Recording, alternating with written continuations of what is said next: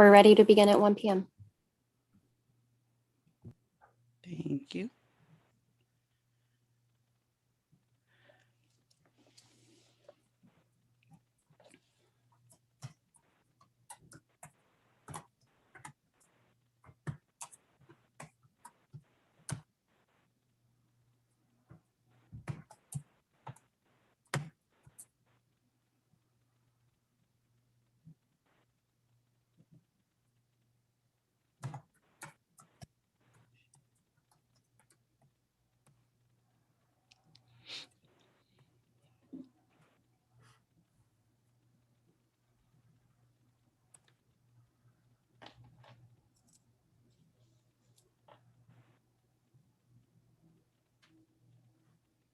Good afternoon. As chair of the commission, I call this meeting of the Michigan Independent Citizens Redistricting Commission to order at 1:00 p.m.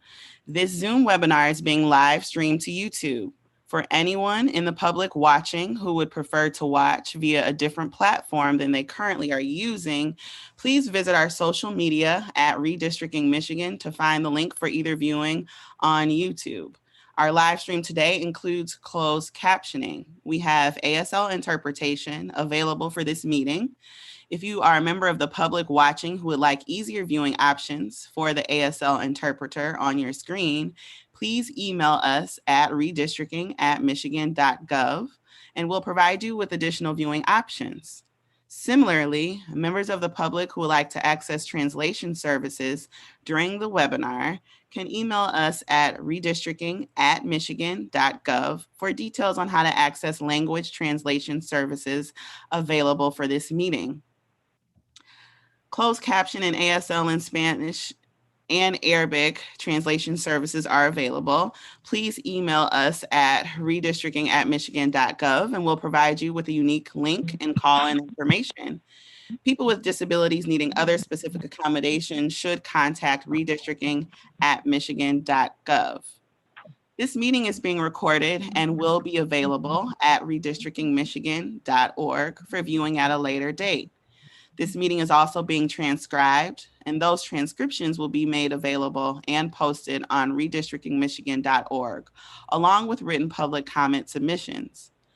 Members of the media who may have questions before, during, or after the meeting should direct those questions to Edward Woods III, Communications and Outreach Director for the Commission, at woodse3@michigan.gov.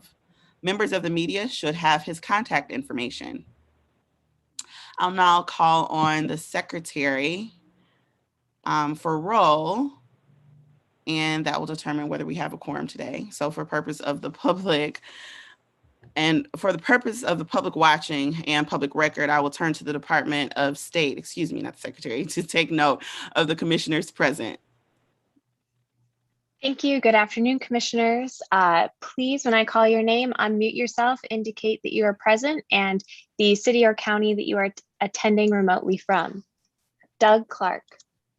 Present, and I'm attending remotely from Rochester Hills, Michigan. Juanita Curry. Present, I'm from Detroit, Michigan. Anthony Eade. Good afternoon, everyone. Remotely present from Detroit, Michigan. Brittany Kellum. Good afternoon, everyone, and I'm remotely attending from Detroit, Michigan. Rhonda Lang. Present, attending remotely from Reed City, Michigan. Steve Lett. Present and attending from Grand Traverse County. And hi, everyone. I just want to interrupt real quick. And we have Sally Marsh, of course, is our department representative taking the role. I'm going to finish taking the role, and then I actually want to recognize Sally with the work that she's done, if you all allow that to occur, because I know you've seen her work as well. That would be amazing. It's perfectly all right. Thank you. Now, were we on Doug? No, I've already said that I'm present. We're on Steve Lett. Steve Lett, Present from Grand Traverse County. so with all commissioners present and a quorum present, I'd like to thank Sally Marsh. A lot of you know. Secretary, I'm sorry, but the whole roll wasn't taken. I apologize for interrupting you, Sorry, I but thought- there's still some commissioners that need to say they're present. Okay, so the list, okay, well, we'll start over then. How about that? Because maybe the order I have in front of me is a little bit different. I have Steve last. So we have Anthony Eade. Present, remotely attending from Detroit, Michigan. Thank you. Brittany Kellum. Present and remotely attending from Detroit, Michigan. Thank you. Cynthia Orton. Present, attending remotely from Battle Creek, Michigan. Doug Clark. Present, and I'm attending remotely from Rochester Hills, Michigan. Dustin Witches. I'm present and I am attending from Ypsilanti, Michigan. Aaron Wagner. Present, remotely attending from Charlotte, Michigan. Janice Vallet. Present, attending from Highland, Michigan. Juanita Virtually. Curry. Present, attending from Detroit, Michigan. MC Rothorn. Present, remotely attending from my neighbor's house in Lansing, Michigan. With better Rebecca. internet. Rebecca. Zatella, present and attending remotely from Wayne County, Michigan. Rhonda Lang. Present, attending remotely from Reed City, Michigan. Richard Weiss. Present and attending remotely from Saginaw, Michigan. And Steve Lett. Still here in Grand Traverse, and I'm present.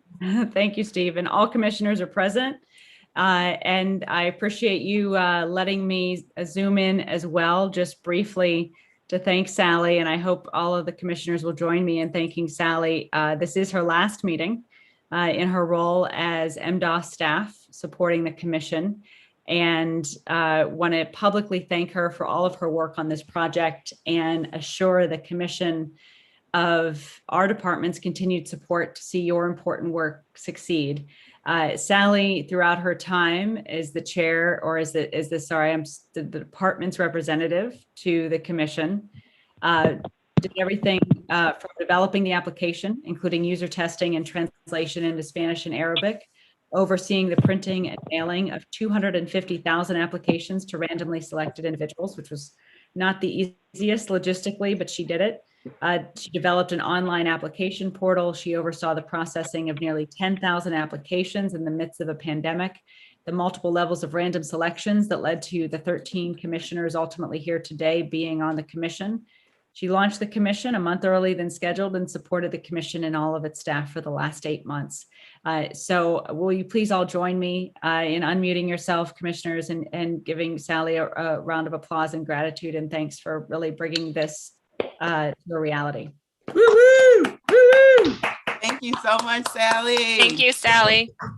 Thank you. And thanks, everyone. And thanks, Secretary Benson. Really appreciate it. Well, we're grateful for you and everything you've done to build this from scratch and now hand it over to the commission. And I also just want to say to the commission, your work, as you know, is as important now as ever, and supporting you and your staff remains a top priority for our department and my administration. So we're going to continue to support you in multiple ways. Sarah Reinhardt and Mike Brady, who you also have worked with and worked with Sally on every step of the process, including the applications, and have directly supported the commission as well since its launch. Will continue to be your points of contact. Mustafa Rashid will continue to work on technology and procurement general support. Yvonne Young, who will be supporting the in-person public meetings and public comment at the public meetings. And Chad Bassett will also be there still to help you with procurement and other details there. So I'll turn it back to you, Chairwoman, and thank you for letting me just stop by and personally thank Sally for the tremendous ingenuity, dedication, hard work, and support she's provided this commission. And really, I think we all agree that it would not have be the success that it is without her leadership and support. So thanks, Sally. Thank you, everybody. Thank you, Secretary Benson. That was absolutely wonderful. You can, hijack our Zoom meetings anytime. And Sally, we can't say enough how thankful we are and how much we just appreciate your hard work and attentiveness as you've helped each and every one of us just continue to be comfortable in this position and figure it all out. So I'm sure you're going to do amazing things, and I hope to see you sometime soon in the future. I think you're just an amazing person. So thank you again, Sally. Thank you. All right, so moving on with our agenda, let's see if we can adopt the agenda. As a reminder to the public watching, you can see the agenda at redistrictingmichigan.org. I would now entertain a motion to approve the meeting agenda. So moved. Now I'll second it then. Okay, so who moved it? That it was in perfect harmony. I did. I moved it. Thank you, Steve. So the motion made by Commissioner Steve Lett and seconded by Dustin Widges. It is moved and seconded that the adoption of the agenda is approved. All in favor signify with a raised hand. And all opposed? All right, the agenda has been approved. There's a puppy in the background, so he was trying to vote as well. Review and approval of minutes. Are there any edits to the meeting minutes? Okay, if not, I move the adoption of the minutes as presented. Thank you. Motion. Second that again. Motion made by Steve Lett, seconded by Dustin Widges. All in favor of approving the minutes signify with the raised hand. And all opposed? Juanita, don't forget to jump in with a verbal vote. I don't want to forget about you. So Okay, they've unmuted me, so I guess I can jump in. Okay. Did you vote to approve the minutes? Yes, I voted to approve. My PC is messed up. It won't even let me in. Okay, no worries. I'll make sure I'm mindful, and we'll all be mindful to make sure your voice is heard today. So we're patient with that. So the minutes have been approved. Public comments. A few notes about public comment for those of you who are joining for the first time. Because this is a virtual meeting, members of the public had to sign up in advance to address the commission.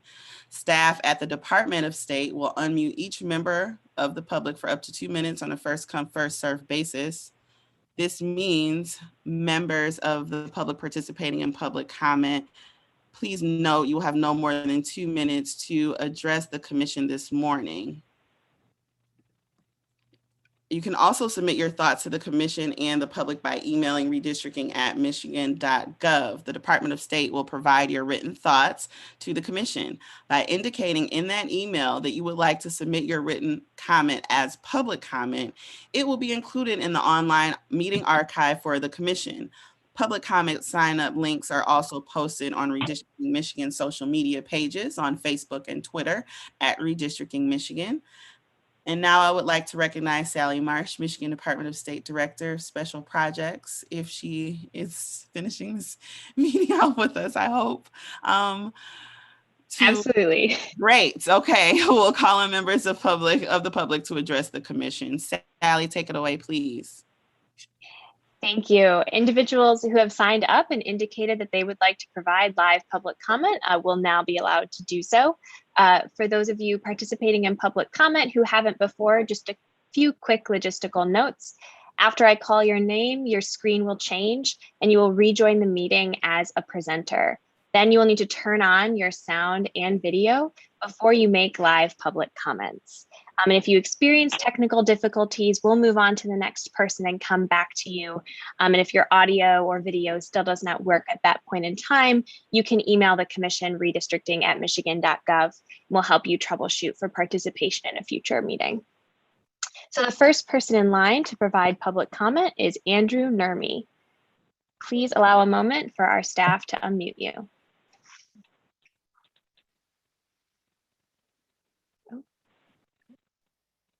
Can you hear me okay? Yes, you have 2 minutes. Great, thank you. So I want to introduce myself to the commissioners and thank you all for the opportunity to speak here. My name is Andrew Nurmi and I am a law student at Wayne State Law School.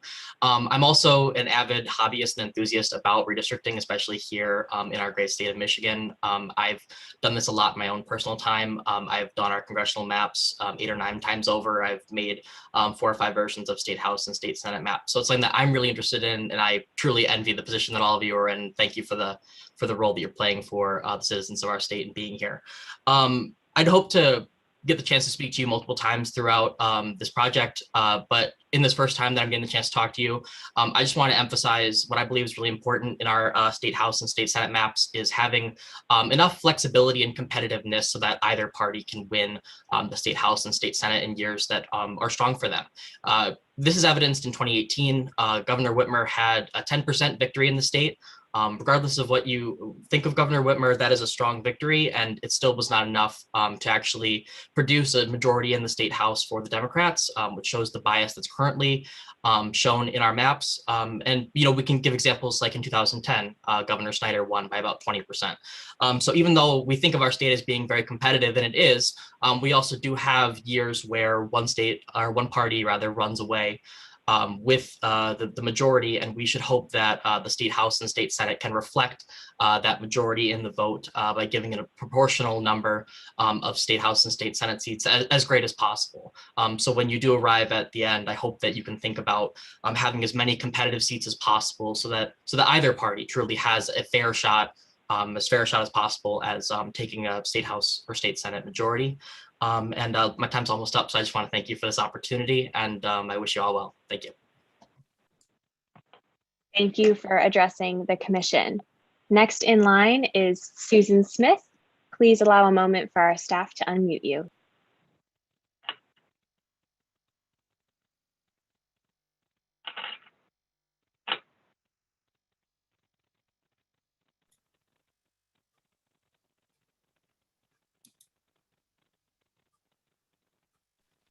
You have 2 minutes.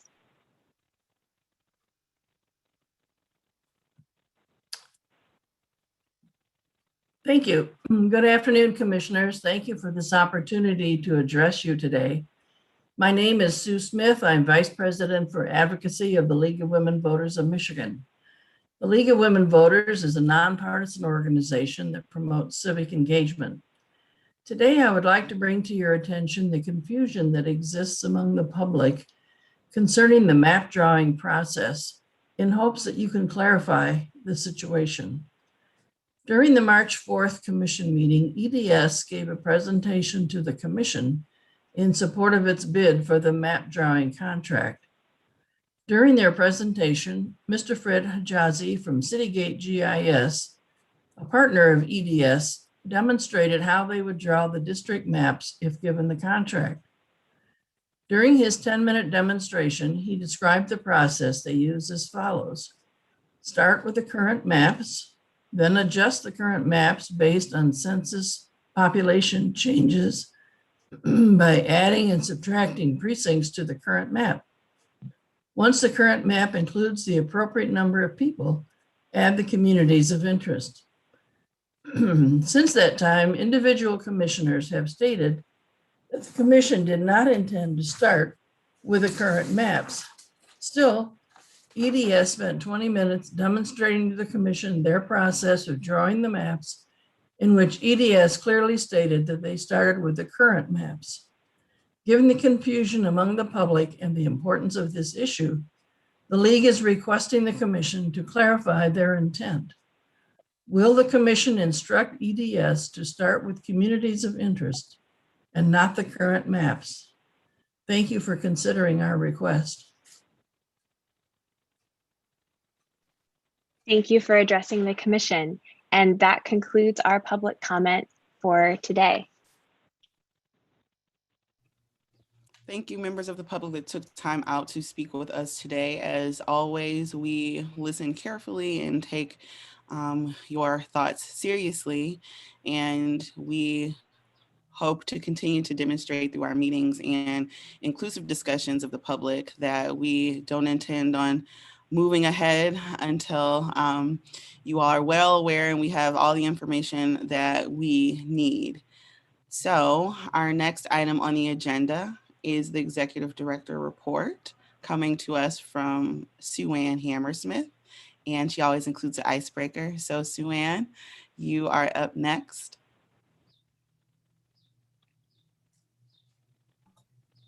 Thank you, Commissioner Kellum.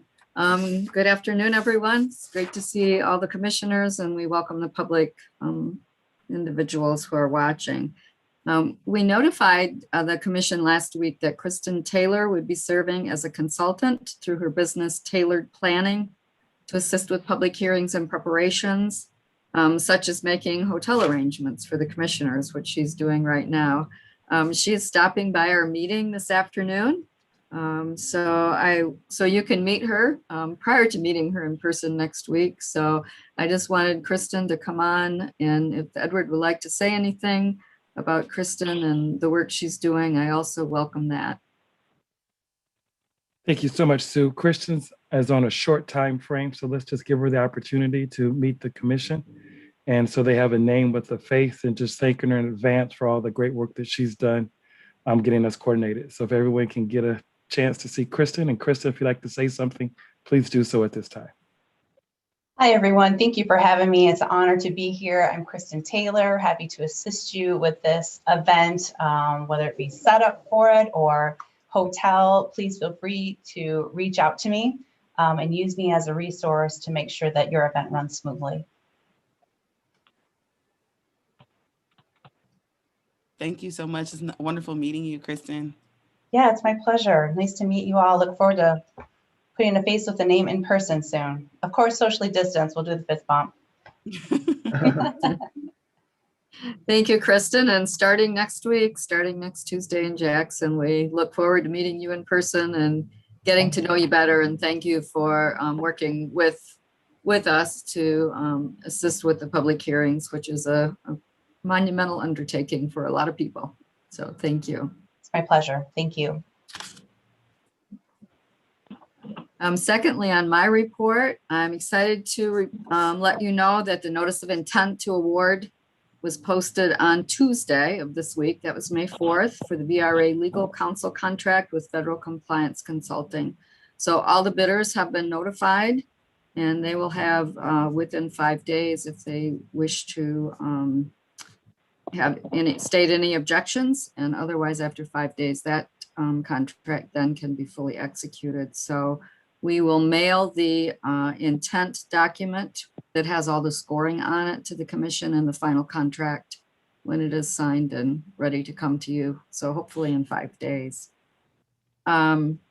Also, we're in the process of reposting the executive assistant position, anticipating an average of 20 hours a week. So we've taken it from full-time to more on an as-needed basis, which could be anywhere from 10 to 40 hours in any given week, but we anticipate that'll average about 20 hours a week. And then for our icebreaker today, I want you to share one word to describe the culture of the commission. And I would like you not to use the same word, if at all possible, that another commissioner has already given. I know I didn't state that on the agenda, so pardon me for changing the rules as we go, but we can't all say the same thing. So I would like to start with Commissioner Clark today. Yeah, I think I would best describe the culture of the commission as cooperative. Very good word, and I've seen that also. It's great. How about you, Benita? I chose role, the role we have to play. Very Can you hear important me? role. Yes. Yeah. Thank you. Anthony? Mm-hmm. Oh, this is going to be a fun one by the end of this. I'll go with autonomous. We're an independent commission where we don't have to answer to the legislature or any other part of government. It's truly an autonomous commission. Very good. Thanks for sharing. Brittany, how about you? Inquisitive. We ask a lot of questions. We want to know, we want to have our commissioner hands in things, not a bad thing. So I think we're an inquisitive bunch for good reason. That is a good reason and a good thing to be. Commissioner Letts, Steve, how about you? Collegial. Yeah, I like that word too. And I've seen that. So it's great. You are a wonderful collegial bunch. Commissioner Orton. Since I can't reuse any of those, I'm gonna say pioneering. Like we're blazing the trail. We don't really know where we're going, but we're trying to find our way. And doing a great job at it, I might add. So thank you. MC, how about you? Because we keep showing up after a lot of hard votes, I'm going to say that we have a culture of forgiveness. I think we keep, showing back up. Yeah, it's part of that whole collegial effort that I see. Yeah, and I just want to echo the cooperative that Doug said too. Cooperatives are in my heart. Yep, very nice. Thank you. Commissioner Zatala. I would say optimistic. I think we're all very optimistic about this process. That's great. Commissioner Vallette. I also say optimistic. I think that we're all looking forward and we're ready to go and we're all optimistic that it's going to be great. Okay, Commissioner Weiss. My word was taken, so I have to come up with another one. I guess diversified. It is. It's a great diversity of people. It's very nice. Commissioner Witches. I would have to say that we all feel a sense of honor and duty to do what we're doing and do it the best that we can. And we've been doing that and learning along the way. Very good. How about you, Edward?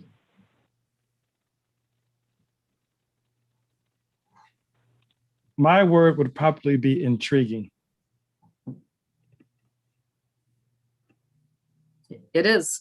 It is. Julianne? Thank you, Sue. I'm going to go with synergistic. Synergy. Okay. And I'm waffling between fair and transparent. That's the commitment I see from you. And it's great to see that commitment. And I appreciate all that you are doing along the way to make this process fair and transparent. So I really appreciate that culture. And I'm happy to turn it back over to Commissioner Kellum. Thank you so much. We are now down to unfinished business. And our first item under unfinished business is the issuance of legal staffing. So yes, MC. Oh, I'm sorry. I skipped the Michigan, as soon as I saw your hand, I skipped the Michigan Department of State updates. Those are important. So Sally Marsh, come to us again and talk to us about this public comment tool you all have been working so hard on. Thank you, MC. Thank you, Chairwoman, and hello, everyone, again. I'm here again to provide you with an update on the public comment portal and give a little bit more of a thorough demo than I have in the past. Moon Duchin from MGGG is here as well to answer any questions you all might have that I can't answer. But I will start sharing my screen and we can take it from there. Can you all see it? No. Sorry, Juanita. Can everyone else see it? Your homepage, the commission homepage? Oh, great. So I wanted to start here because this is where the public will be directed when they are directed to the public comment portal. And this link went live yesterday. So people can scroll down here and under the We Want to Hear From You section, click on Submit Public Comment, and then they are brought to this portal. You'll see it looks similar to when I showed you last, but the coloring is meant to match a little bit more with the sort of header on the website. And there's an introductory video. When someone lands here, they can learn more about what written testimony is, what a districting plan is, or what a community of interest is. And I'm going a little quickly, but this is live right now. You all, if you haven't already, can look on your own time, and the public can as well. So sorry if I speed through things a bit quickly. There's some examples here so people get a sense of what what each of these things mean. Then this is the all-important submit form. So just to walk you through, we importantly note here at the top that if the submission portal doesn't work for you, can also provide that written comment via mail to you all. And again, just want to emphasize for the public watching that this comment portal is meant to streamline and facilitate public comment, but it's not the only way in which people can participate with the commission, of course, as all of you commissioners know, whether in live comment or in written comment that's mailed to you all. So here's the submission form. There are several different types, as we've talked about before. So written testimony, a district plan, a community of interest map, a different type of link, whether from other sites, and then a file upload opportunity, and then also an opportunity to comment on someone else's comment, which I'll talk about in a minute. Then once you've provided that link or provided the testimony that you'd like to provide as a member of the public, you can enter in tags here. So let's say I wanted to tag Grand Rapids. I could fill that in and it would add the tag to the post. So that's something that people can identify with, and they can create their own as well. So if the ones that pre-populate don't work for them, they can create their own. It's sort of like a hashtag, allows you all to filter and to search based on that. People can tell you about themselves as they can right now, and then submit their submission. And when they do, it will appear in real time at the gallery, which I'll show you below. If someone wants to draw their testimony to all of you, they want to draw their public comment, whether a district plan, a partial or complete district plan, or a community of interest map. This is a little explainer on how to do that. And then it directs people to District R, which is a mapping software you all are familiar with. I'll show you how that works in a second, but I'll just keep going down the page really briefly. And then the submission gallery, this is what, I'm hopeful will be really helpful to all of you. So you can filter by tags, as I mentioned. So if you wanted to filter by Grand Haven, if there were any that related to Grand Haven, they would appear there. You can view it by card, where you can see the title, you can see the submitter, and you can see the type of plan. You can look at it as a list view, more like an Excel spreadsheet almost, or just smaller icon view. And as you can see here, district plans have a green rim around them, and testimony has a pink rim around them, and communities of interest has a blue rim around them. So as you look visually, you'll be able to see what people have submitted. Importantly for you commissioners especially, but also members of the public, there's an advanced search that allows you to start with given dates and see all of the submissions that are within a given time frame.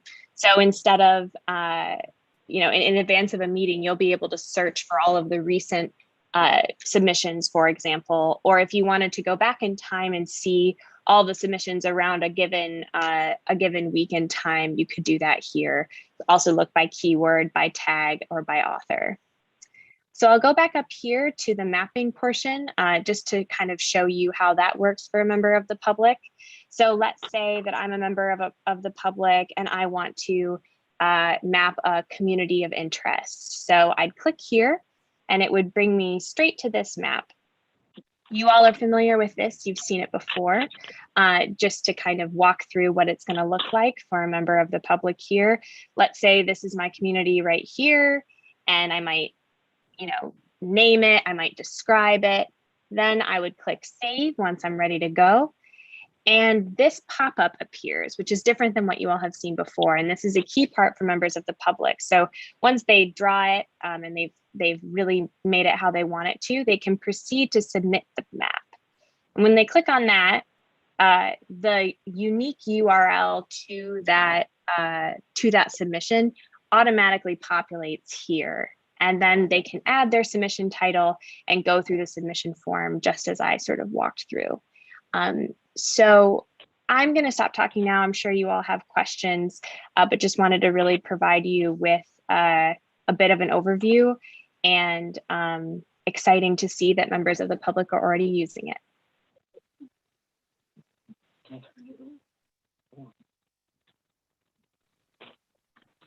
To unmute myself, sorry. Thank you, Sally. You did a lot of, that is an amazing tool from what I can see. And I saw Cynthia's hand first, and I think I saw MC's hand second. Okay. Thanks, Sally. That does look very user-friendly. My question is the public comment the written public comment that we've already received, will that be incorporated somehow? Or how will we use that along with this? So the current written comment that's already been received, as you know, is on the website related to each meeting. So with, let's say, this meeting or a previous meeting, in addition to the agenda and other documents, there's the written public comment for that meeting. The current plan is to keep it there and then use this portal moving forward. Notably, most of your public comments so far has not been about exactly where to draw lines so much as it's been about some of the administrative decisions and really important decisions you all have been working on for the past several months. But if there was a desire for the commission for us to do something else, we could have that conversation. MC, go ahead. I have it's similar to Cynthia's, and my question was, there's one or two submissions that we have had, and I was thinking, oh, I wonder if I, for example, took it on my behalf to sort of submit I think there was a gross point, community of interest. So for example, I suppose if I as a commissioner did that on their behalf, that's legitimate, but it might look like it's illegitimate. So it's a true question, because I don't think we want people posing, so to speak, right? I would be essentially posing on behalf of somebody else. So I'm questioning whether that's a good idea, or if it's useful because it then contains it, puts it in the same sort of place. Commissioner Rothorn, I'm not sure I completely understand your question or sort of your example on your question. Would you mind clarifying? Sure. What I'm thinking of is so me, MC Rothorn, I would basically we as the commission have received this input on the gross point, and there was a pretty detailed description. Even West Bloomfield, I think, gave us a very detailed description of their community of interest. And so what I'm imagining is, if I, as MC Rothorn, enter that into our new place just as a volunteer, that could have it, then it's in the database. But I'm also imagining like, well, gosh, it's me submitting on their behalf. I neither live there, nor do I, understand it really. So I'm interpreting what their community of interest is. And so I'm questioning whether that's actually a good idea, just again, to get it into what Cynthia's question, I think, relates to, which is like getting it into the database so we can see it all in one place. I see your general counsel has her hand raised, so I'll let you go ahead. I appreciate that, Director Marsh. So what I would encourage is that the most direct answer is no. Please do not input anyone else's public comment into the public comment tool. The commissioners will have access to look at all the comments, again, from this point moving forward in the tool. Any previous comments, as Director Marsh noted, is part of the public record. MDOS has flagged the public comments that are related to mapping and or communities of interest that the commission has already received. So I would propose that an email be sent notifying those individuals of the public comment tool and requesting that they upload their comments, inviting them to make that submission themselves. Again, their previous comment, their original comment is part of the public record. So the commission is aware of it and it is included. However, that encouraging them to resubmit their comment using the public comment portal, I think would be the best manner in moving forward. But again, Commissioner Rothorn, I respect and understand your concern about having those incorporated and they are flagged and that's the course of action I would recommend. Thank you. Any more questions or thoughts about the tool? Go ahead, Cynthia, and then Anthony. Well, I would just say, I think it would be much easier for us to take those comments into consideration when we're working on this, if they're all in one place. So can I suggest that we do what Julianne is suggesting, reach out to those individuals who have made some sort of mapping comment and ask them to resubmit into this tool? How does it need to be a motion or? Yeah, okay. So I make a motion that we request that staff reach out to those people and request that. Thank you, Cynthia. Do I have a second? I have a second with Aaron. If everyone agrees that we have staff reach out and connect with those so that we have a consolidated place for public comments, please indicate with a raised hand for your vote. All those opposed?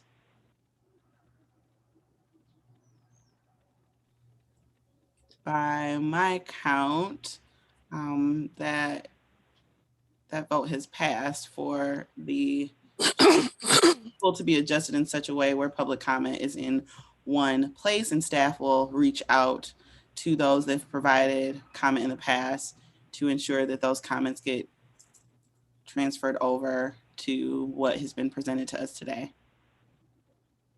Okay, thank you. Oh, Sue, yes.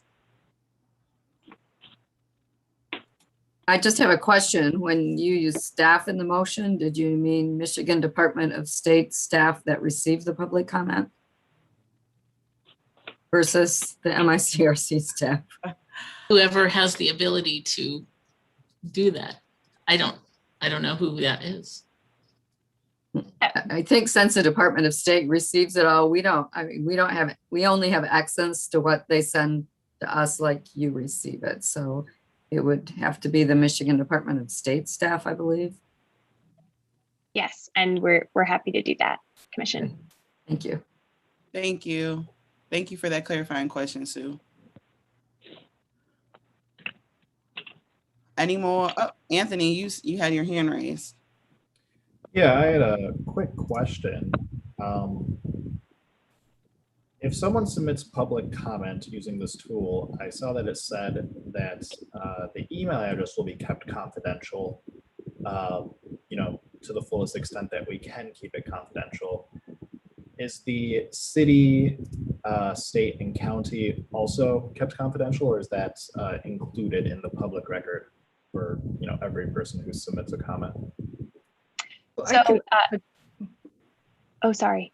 Oh, I was just gonna. Sorry, Dr. Tuchin. I'll just really briefly, Commissioner Eden, and then welcome you to add to what I say. So the language that's included there is very similar, actually, to what you all agreed to when you filled out your applications to serve as a commissioner. Public comment is part of the public record. It's a public document, and so as we have with emails to date. The Department of State, if someone submits, via email and maybe includes their street address or something to that effect, we do redact that when we post it on the website so that we can keep those matters private. Someone can submit public comment to you all using this public comment portal, just as they could with an email, which is to say they need to provide their name or identifier and they need to provide an email address, and they are given the opportunity to provide more information to all of you, but they are not required consistent with the law around public comment and Open Meetings Act. Right. Agreed. I was just going to add, the cards display whatever people put in as their city or county. If they enter that, it's displayed on the card. The email address is not displayed, but the way the email address is used is that in order to submit text-based testimony, you have to validate the email address. And this was done as a measure to minimize trolling. And so if you put in if you submit a public testimony with a text-based entry, you'll receive an email with a sort of link to click to verify that the email is indeed yours. That's how email is used in the system. That's the role that it plays. It's not intended to be published. It's important to note, though, that there's no identity verification beyond the fact that the email does indeed belong to the submitter. Because the intent is to be just as easy for people to submit public testimony through this tool as it would be for them to come to a meeting in person and come up to the mic, right? And so the barriers and the kind of information that you need to provide is intended to be similar. Thank you for that. Julianne, you have your hand raised. Just very, very briefly to reiterate, this is consistent with our practices, the commission's practices since its inception. The city, state, this is not private information. Your address, your telephone number, these things would be covered under a privacy exemption. So we're merely being consistent across all of the commission's platforms and tools, how we interact with public data and how we share public the data of the individual public members. Thank you. Thank you, Julianne. Anything else?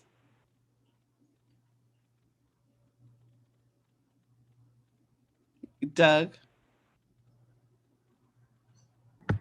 Yeah, this is really more of a legal type of question.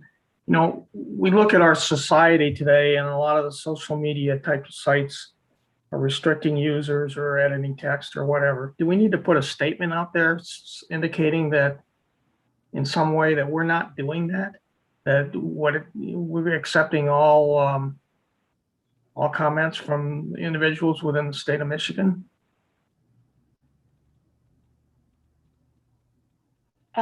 General Counsel, I'll let you respond to that.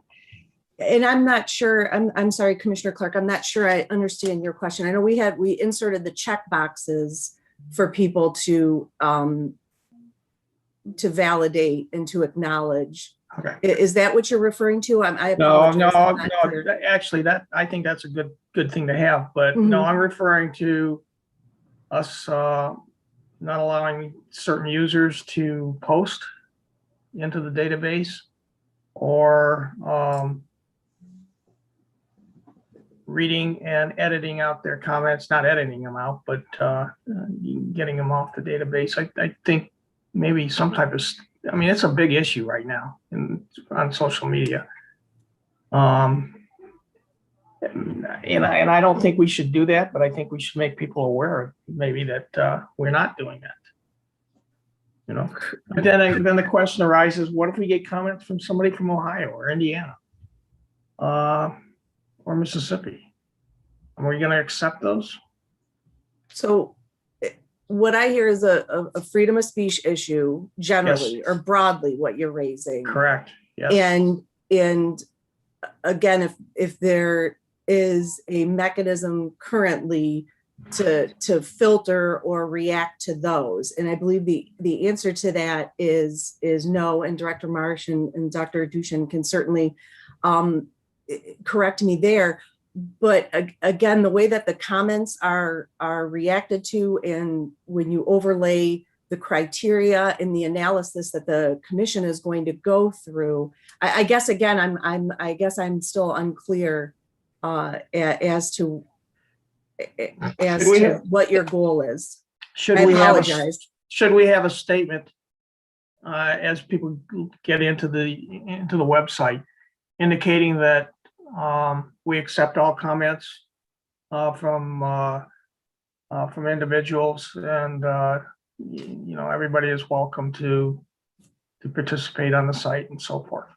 Commissioner Clark, if there's language like that you'd like to if you'd like to review what's on the site, and you know, if there are, you know, additional welcoming language that you'd like to indicate, that's absolutely an option. I'd also mention that in all of your public meeting notices, the public is welcomed to participate and provide commentary to all of you. So I think, you know, just to sort of reiterate the point you're making, the public is encouraged to provide comment to you all in whatever mechanism through public comment is best for them. Okay. I can also speak to that in terms of what the site currently does. So first, on the submission form, we did put in the language subject to content moderation. to make it clear that leaves open the possibility that some comments can be reviewed. At the moment, there's no censoring at all. Every comment goes straight through, except there is a bad word bleep filter such that a certain list of swear words will appear with a star that shows that they kind of matched a list of words that we don't want to immediately publish. Beyond that, the rest of how you deal with the comment is up to you as a commission. Okay. And Madam Chair, I certainly thank you again for the clarity, Commissioner Clark, and certainly welcoming language stating that be happy to work on that for the commission.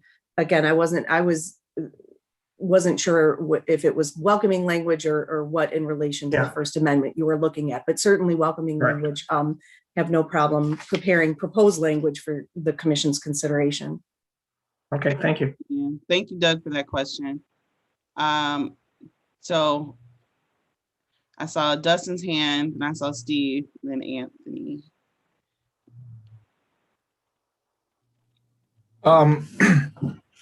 Is there anything in place to prevent like one person from submitting so many things about the same thing over and over and over again in a short period amount of time? Like excessive flooding or anything like that? We currently store IP addresses and just a user token so that there's the capacity to do something. Right now, we've designed it to be as welcoming and as open-ended as possible, subject to your determinations about how you'd like to handle that. But we do store IP addresses and have a lot of security on the back end so that the various kinds of attack have been protected against. Beyond that, again, up to you how you'd like to handle that. Thank you. Thank you. Steve, go ahead. Well, one thing we have to keep in mind is, and I think Doug is alluding to it, we are not a private corporation. We are a governmental entity, and thus we are in fact subject to the First Amendment, whereas Facebook and Twitter and whoever else out there are not. They can do whatever they like. So we cannot censor emails that are coming into us on a pre-censor, I'll call it, which isn't really a good word, but pre-censor basis. On the other hand, as Duchin, has said, we're not going to post the F-bomb and things like that, and we don't want to have so many come in that it's going to crash our website. So those types of things we certainly can protect against. But as far as making comments, if anybody wants to make a comment, can make a comment, then there's nothing that we can do to stop it. So putting something on there saying we're going to take them all, it's already there. Thank you, Steve.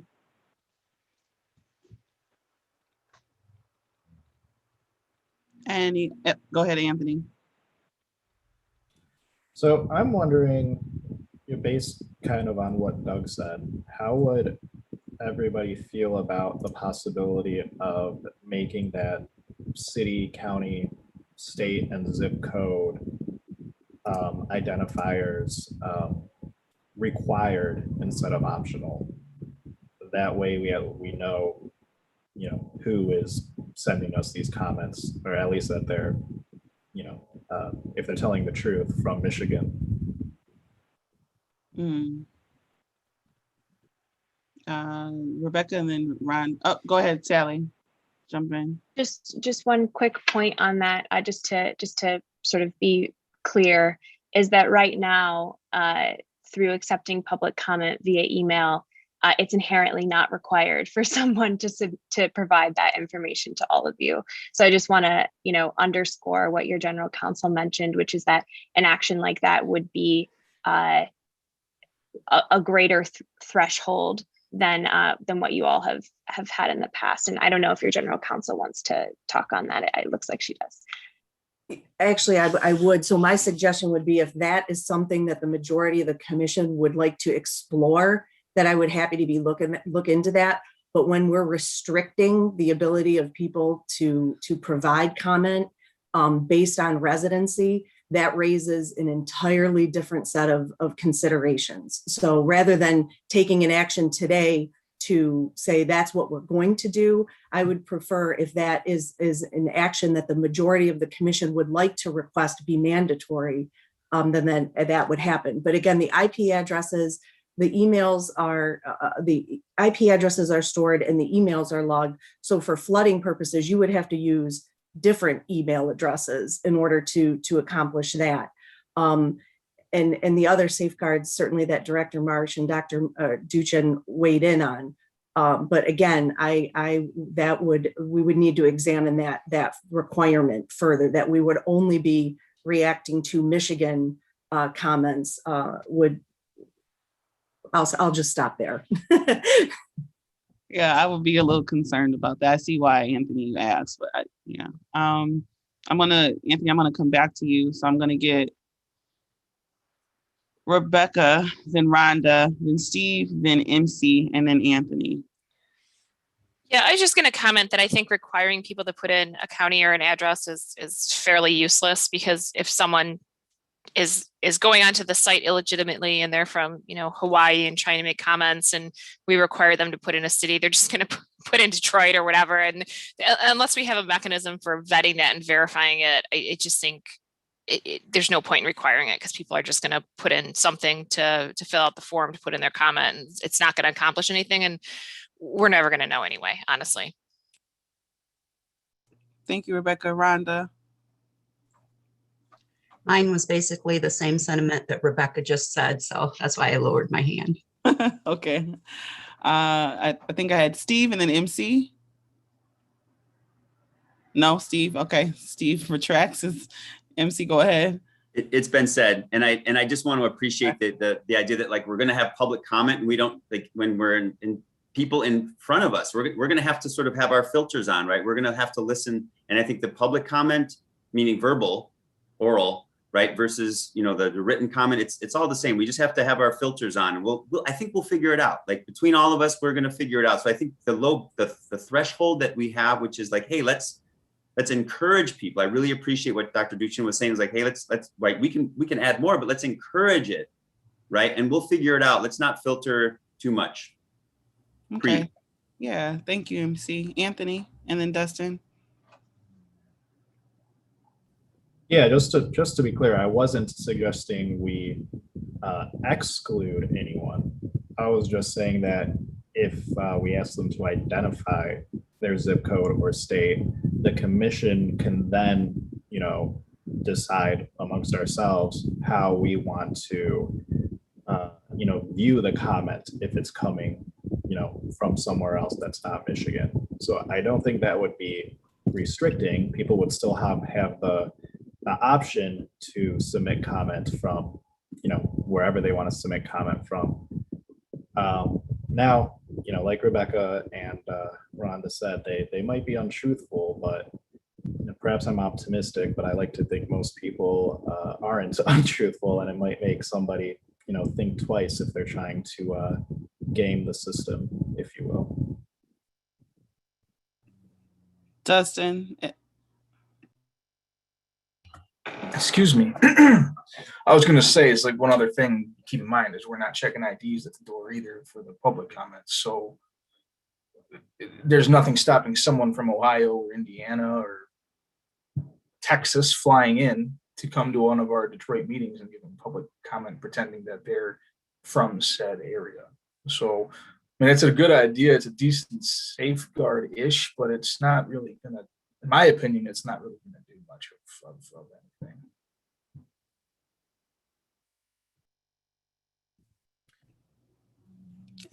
Any other thoughts, final thoughts? Anthony?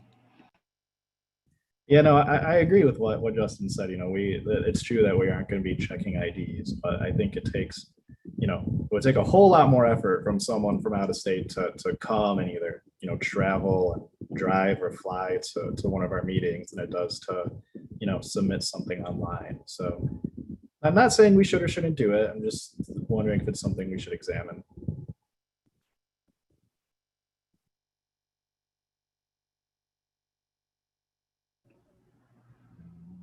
Doesn't seem like we have any overwhelming thoughts of adding zip code and those sorts of measures, but Julianne did say that she was willing to consider, Doug's thoughts as well as some other things, and she's taken herself off mute, so I'm going to let her chime in. No, okay. So if there's nothing else, I can turn it back over to you, Sally or Moon, for any final thoughts, but it doesn't sound like there's anything else from the commission. Any other questions? I would just say thank you to all of you, and hopefully this is helpful as we move forward. Don't hesitate to let our team know if you have feedback or questions or issues in using it. It's really meant to be user friendly for the public and user friendly for all of you. So want to make it something that's really useful. Yeah, I'll just echo what Sally said. We're really excited that the tool went live. And just since its launch yesterday, it's gotten a number of comments and public submissions. So I think that's going really well. And please be in touch with my team if you have thoughts about adjustments to make going forward. Thank you so much. Thank you again for all that hard work. I'm not in the tech world, but I know it takes a lot for things to come to life. So we do appreciate that. Thank you again. So now, moving on to unfinished business. We have the issuance of legal staffing with our general counsel, Ms. Julianne Pastula, and you have the floor. Thank you so much, Madam Chair. So this issue was first raised last week at the commission's meeting, and the proposal, the updated document that you have before you today modifies the dates at the header. So the posting date, if it is approved, would be May 7th with a week time frame. And then consistent with comments raised at the last meeting, the term was extended through January 31st of 2022 to accommodate the extension that we are hopeful to receive accommodation for from the Michigan Supreme Court. The text of the document remains the same as far as what we would be seeking for support in this manner. And last week, the request was to get preliminary info on rates and examples. I'll defer to I know Sue will address the budget issue. Actually, I could raise it too. So as to rates, the research that I did, unfortunately, none of the staffing companies whose websites I went on provided rates. And again, my experience is that knowledge that they are out there. I've never retained one in the past, retained an agency like this, so I don't have any personal rate knowledge that I could relay to the commission. And again, I could not find any rate schedules on the websites I checked. As far as examples for use, my current or recent examples would be the prison gerrymandering project, the ADA question. Again, if we would have had the first amendment baseline issue as far as restricting based on residency, those could be. And then also I have cases flagged across the US that I monitor. So notification if any of those had a filing would be some of the examples I'd like to share. As far as the budget, what I believe the executive director in the packet has provided is a combined line item for the legal staffing and the RFP for litigation counsel. Again, if those items are approved by the commission, if not, it would be amended, obviously, but retaining the set aside of the $50,000 for this fiscal year in that regard. And I don't know if the executive director had anything to add relative to the budget for this line item. And I'm also happy to respond to any questions that the commission has regarding the quote for legal staffing agency. Any questions for Julianne? Doug, go ahead. Yeah, I'd just like to put a motion forward that we move forward with getting the bid requests. I'll second that. Motion made by Doug Clark, second by Dustin Widges, excuse me. All those in favor, please show with a raised hand, excuse me. And all those opposed?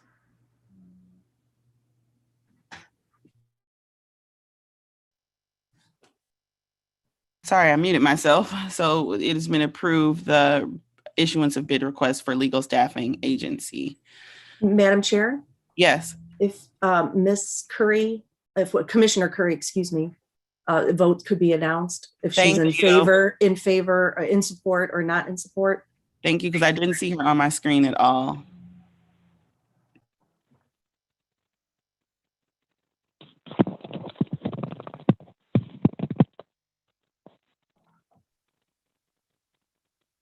Juanita, you can go ahead with your verbal vote for the bid request.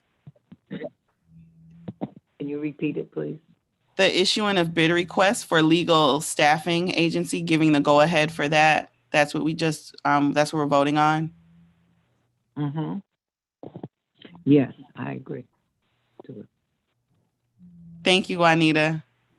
So it's officially a unanimous vote with Juanita Curry included to go ahead and get the bid request for legal staffing. And was there something else that I missed, Julianne, or that's going to be included with Sue's for the budget? Thank you, Madam Chair. I believe that as the agenda progresses, we'll get the budget will be more detailed during Sue's discussion. Okay, I appreciate that. Moving on to our second item of unfinished business, the audiovisual vendors for public hearings. We'll have our communication and outreach director, Edward was the third, come and talk to us about that. Edward, you have the floor. And if I may just jump in. Yeah, for the first one, the procurement. Yep, go ahead. Go ahead, Sue. Yeah, if I can. Early this week, it became apparent that we were probably not going to be able to host a public hearing in Jackson without having the AV contractor on board, because they had expenses that they had to meet, they had things they had to buy, and not knowing that they had a contract would slow down the process. So I sent notification to the commission on May 4th. I have provided for you a report on what was done, why it was done, the total amount of the contract from Chase Creative is attached to that report, and that total amount is $7,980.94. This was done utilizing the emergency procurement process that is in your procurement policy. So if there are questions in regards to that, if you want further explanation, I'm happy to provide that. Any questions or comments, thoughts for Sue on the emergency procurement for Jackson public hiring? Hiring.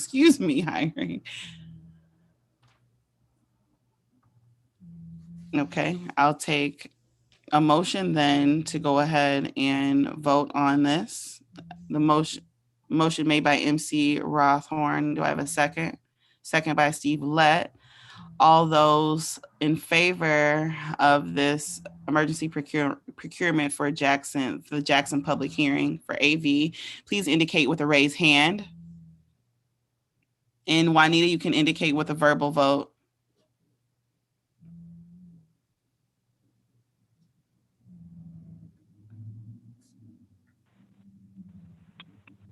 I'm in agreement with it. Okay, thank you, Juanita. So by my count, that's a unanimous vote, and we'll go ahead and approve that expenditure. Thank you, Sue. Sue, go ahead. I saw Anthony's hand. I wasn't sure if he has a question. I think he was lingering because we were waiting for Juanita to vote. I think that was, okay. I assume. I don't want to speak for Anthony. That's correct. Yeah, Okay. I just didn't want to, and then Erin has her hand up too, so. Thank you, because I don't see everyone on my screen today. I don't know what's going on. Erin, please go ahead and share. My only question is for Sue.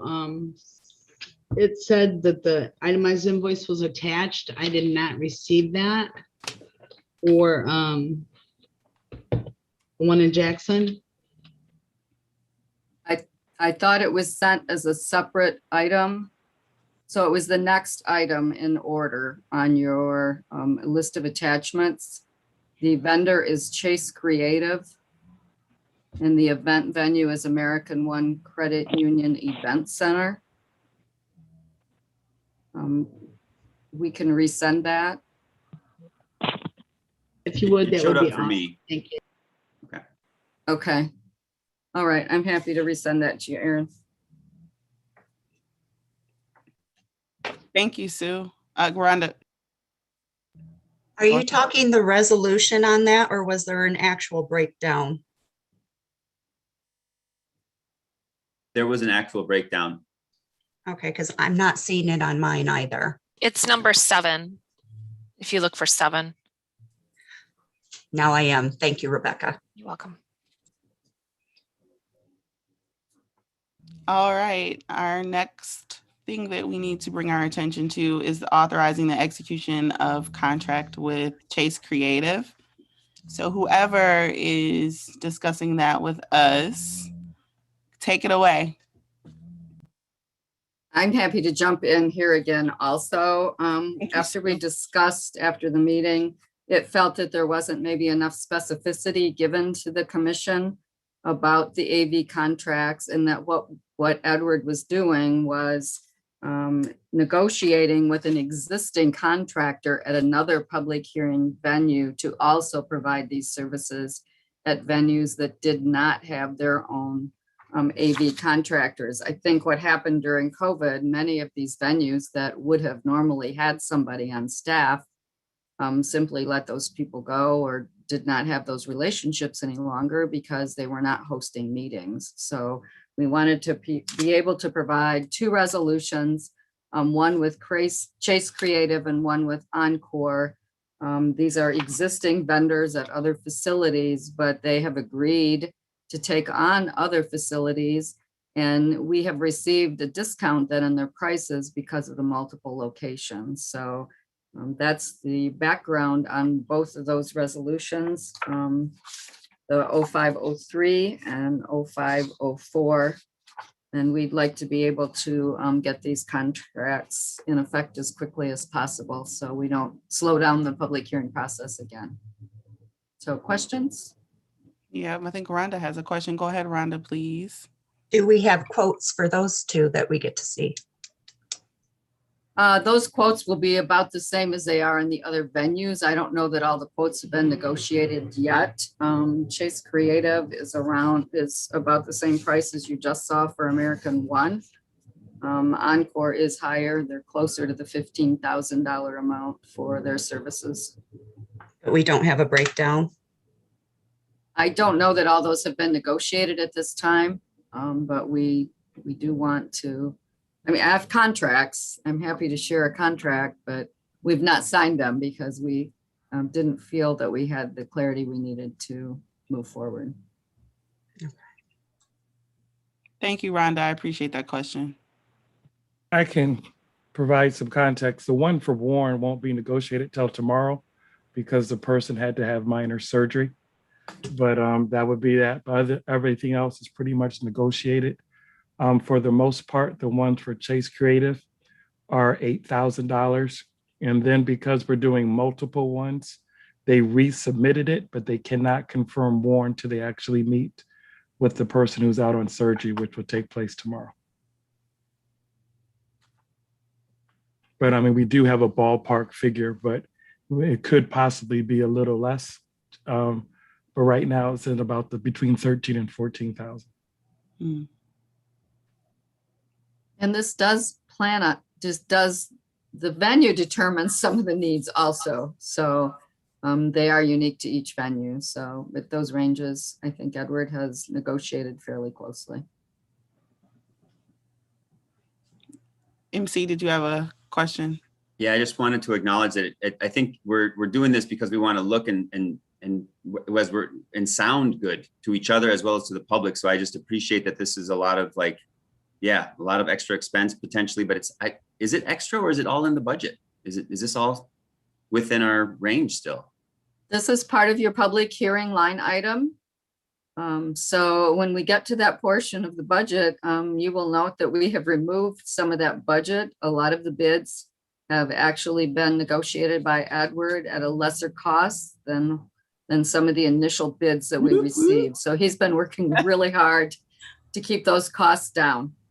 Thank you, Edward. I noticed, I recognize that we need we're the first commission, and I just really want to acknowledge it, right? That we are setting up, like the way we look, the way we brand ourselves. Edward keeps talking about brand. Like this matters, like how we sound, right? If we have professional audio, if we show up and we're like, everybody can understand us and see us and in person, as well as we can hear each other, and then people in the live stream, it's huge. So I think it matters, and it's going to cost. So I appreciate it.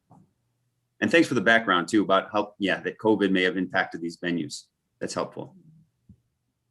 Thank you, MC. So do I have a motion to authorize the executive director to execute the AV contract with Chase Creative as well as Encore? So I'm including both. So moved. Separate votes, Madam Chair. Those are separate resolutions because they're Okay. separate vendors, so I sorry. thought I was okay. But You're trying to be efficient. Did you notice? Okay. Okay, peel it back. So one vote to authorize the execution of the AV contract with Chase Creative. Do I have So a motion? moved. So, okay, Steve Lett and made the motion, seconded by MC Rothorn. And Juanita, you'll indicate with a verbal vote. Everyone else, can you signify with a raised hand if you are in agreement? Yes, I'm in agreement. Thank you, Juanita. All those opposed, same sign. So we'll go ahead and allow Ms. Sue Hammersmith to go forth and serve and execute the contract with Chase Creative. Let's go ahead and do our second vote. Do I have a motion for the authorization with Encore? So moved. Thank you, Steve. Do I have a second? Seconded by Vice Chair Rebecca Satella. All those in favor, please signify with a raised hand. And Juanita, you can give a verbal indication. Yeah. Thank you. All those opposed, same sign. All right, and we'll be moving on with Encore as well. Thank you, commissioners, for those 2 votes and getting the business taken care of. What do I have next? Anything else from Sue, Edward, before we leave the audiovisual vendors for public hearings? Nothing else. Okay. Moving on to, do we need a break? Do we need like a 5-minute break? Yep. Okay. Do we need 5 or 10 minutes? 5, 10, I would say 10. Yeah. So I'll see everyone back at 2:27.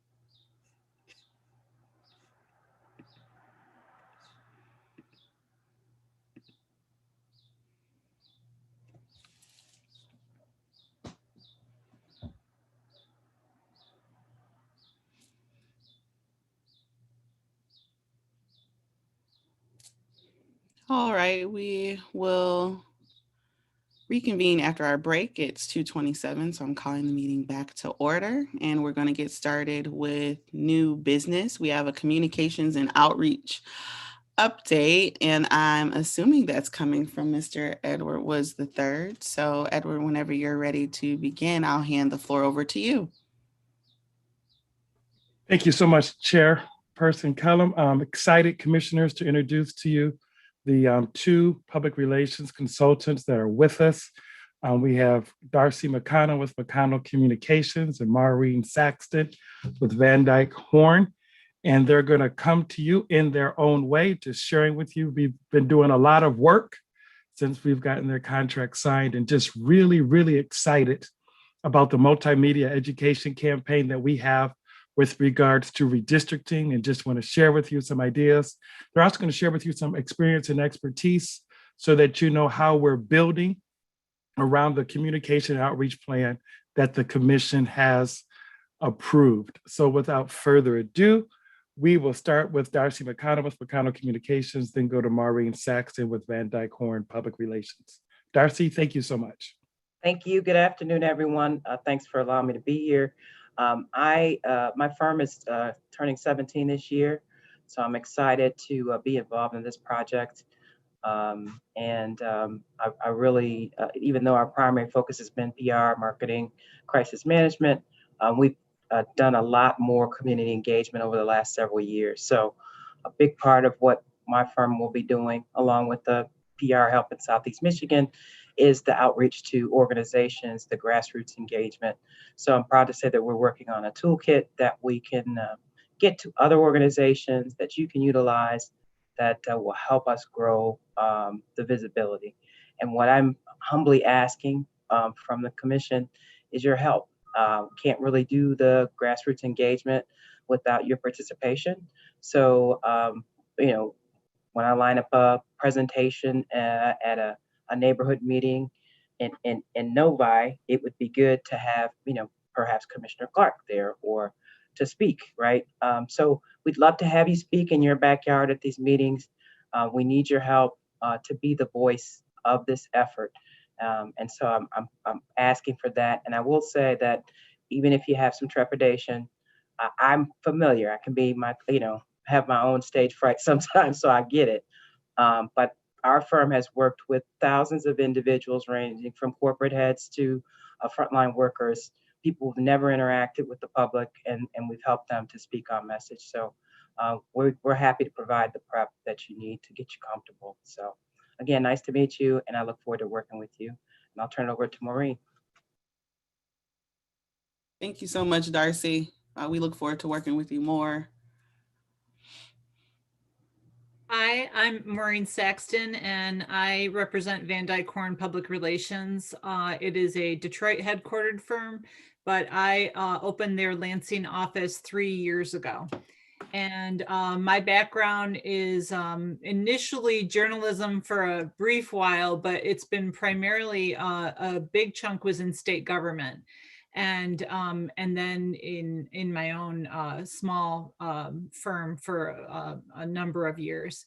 I've been with Van Dyke Horn for 3 years. And let me add, we as well do a lot of media training for all the above, from corporate executive to volunteer. Anyone who wants it, needs it, with anyone we're working with, we are happy to provide it, and anything to increase comfort levels. And I also want to echo Darcy on, the communications piece of this effort is so important. We all know that, the polling I know came back showing that about 75% of Michiganders do not know what this is all about. So there's quite a bit of work ahead of us. But in the end, to be effective, it is all about storytelling and telling a good story and telling something that resonates. And I hope that, I hope I get a chance to meet all of you personally, and that actually I can work with all of you personally.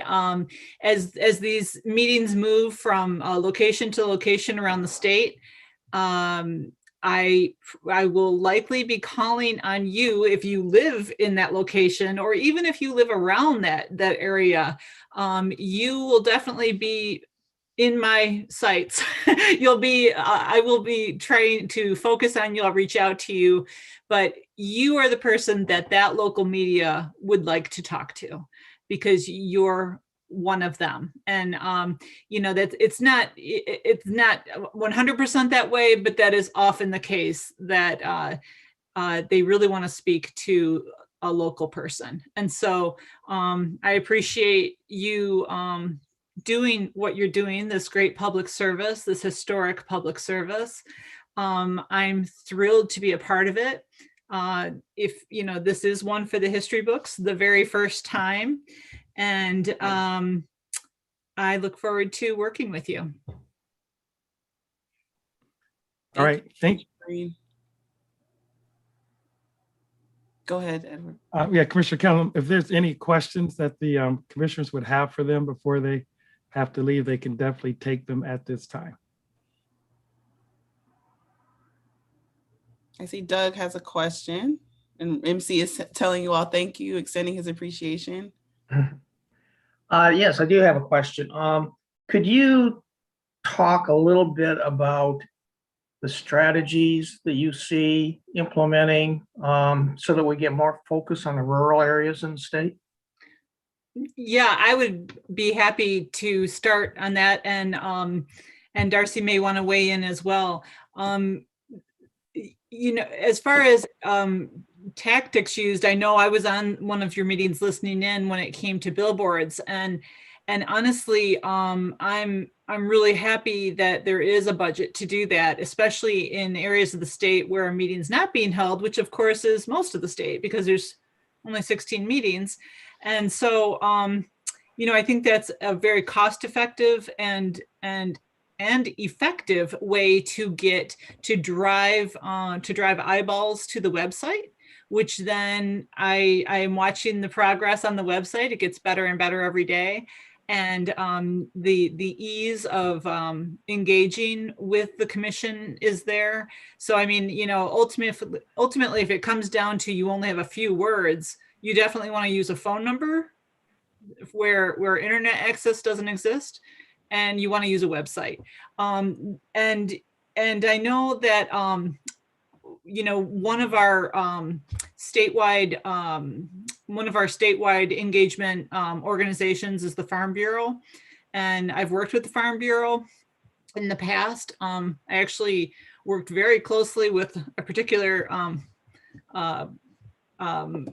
agricultural entity and that's how I kind of got to know the Farm Bureau. But I would like to engage all of you that don't live in the big cities and kind of generate the importance of communities of interest is everyone. And so if you're rural, if hunting and fishing is what you feel passionately about, if farming and the loss of farmland, or there's a zillion issues having to do with agriculture, then that is that is one community of interest that needs to be highlighted and make people aware of. It is there's no one buttonhole or even 5 buttonholes for what a community of interest is.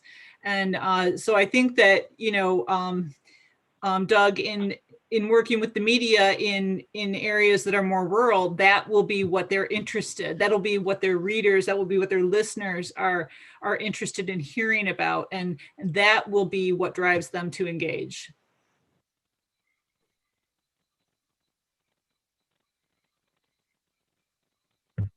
Thank you. All right, I was just going to add to that, just real briefly, that certainly on the grassroots outreach side, in addition to the paid advertising, we are going to make sure that we reach out to those groups in the different rural communities, to see if we can have people speak at their association meetings, Kiwanis meetings, whatever the organization is. We also are going to contact some of those out-county media outlets, some of those smaller outlets. And then the hope is, again, as we share a toolkit with strategic partners, that they will assist with that as well. So, the rule is not everyone gets their information in the same way, in the same space. So if we cover it through all these different angles, we should be able to reach the targets we want to reach. Thank you, Darcy. Rhonda, please share. Okay, so I don't know if my question might be more towards Edward, since the ladies have just joined us, the PR has, so I don't know how much information they have. But next week, we're Jackson and Kalamazoo, and the following week, we're in the only two northern rural areas of the state. So I guess my question is, what has been done? I've heard a lot about Farm Bureau for a while now. My question is, what exactly has been done to reach out to the rural communities right now? So if they choose to drive to these locations, they have the opportunity to drive to these locations and have their voices heard in person. I can answer that. We've worked with the Michigan State University Extension Centers and the Farm Bureaus to get the word out and the messaging. Michigan State University Extension Center called yesterday, and they're scheduling virtual meetings through their district directors. They're setting those up. They made a call to request yesterday. So I'm waiting to hear back when those are going to be scheduled, but he's doing that. Matt Cap, who's with the Farm Bureau, has also done the same outreach that we've asked for as well, and is scheduling those. So those are two things. The other things that we have done, because we're working with our statewide partners to actually get those meetings on the books. We have ads being placed in Jackson as well as in Kalamazoo. Both print and radio ads are going through with regards to alerting people. We have news broadcasts. We've already done one news program in the UP in terms of promotion. We have another one on the 12th of May, and we have a follow-up on the 19th that has been scheduled in terms of outreach as well. And we're working to get a couple more interviews scheduled with regards to the UP and getting the word out. So. Okay, I hope you understand where I'm coming from with this, because, we've had the meetings picked for a little while now, and I have read all kinds of news articles about, the groups reaching out to Detroit and Flint and Grand Rapids, and I've read absolutely zilch about rural areas in my area. And I have pushed it from day one. And this is why my concern is, with it being 2 weeks away and people in northern Michigan have to drive way farther than the urban areas to get to these. So accommodations for work or what have you, it's really a concern of mine that I just have not felt like I've gotten answers to. And I just want to put that out there. I appreciate that. We've also done League of Women Voters across the state, which includes a lot of rural areas that we have done. And I can provide you with that list, or provide the whole commission with that list, where we have gone across the state and still continue to do so. This morning, I was in Antrim County, for example, for a presentation. So we are doing the rural areas. I'll make sure I do a better job of highlighting that, so that you have it for your records, but they are definitely not being left behind. And we're also trying to work with partners who have the street credibility in those areas, so that we can come in and present. But I can assure you, we're not leaving them behind, and we're doing quite a few presentations in rural areas and eager to do more. Thank you, Rhonda, for that question. I think that's an excellent point and worth being raised. And I see, Steve, you also have a hand raised. Yeah, just to follow up on those, Rhonda, I did a PSA yesterday up in Marquette on What's Up Michigan. It's just a little 2.5 minute PSA that'll run on their public radio station up there from now until we have the meeting. I've done 3 League of Women Voters around the Traverse City area, Leelanau County, Grand Traverse County, and I think 2 in Grand Traverse County. So as far as the up north, that being me, is out and about telling them what's going on up here.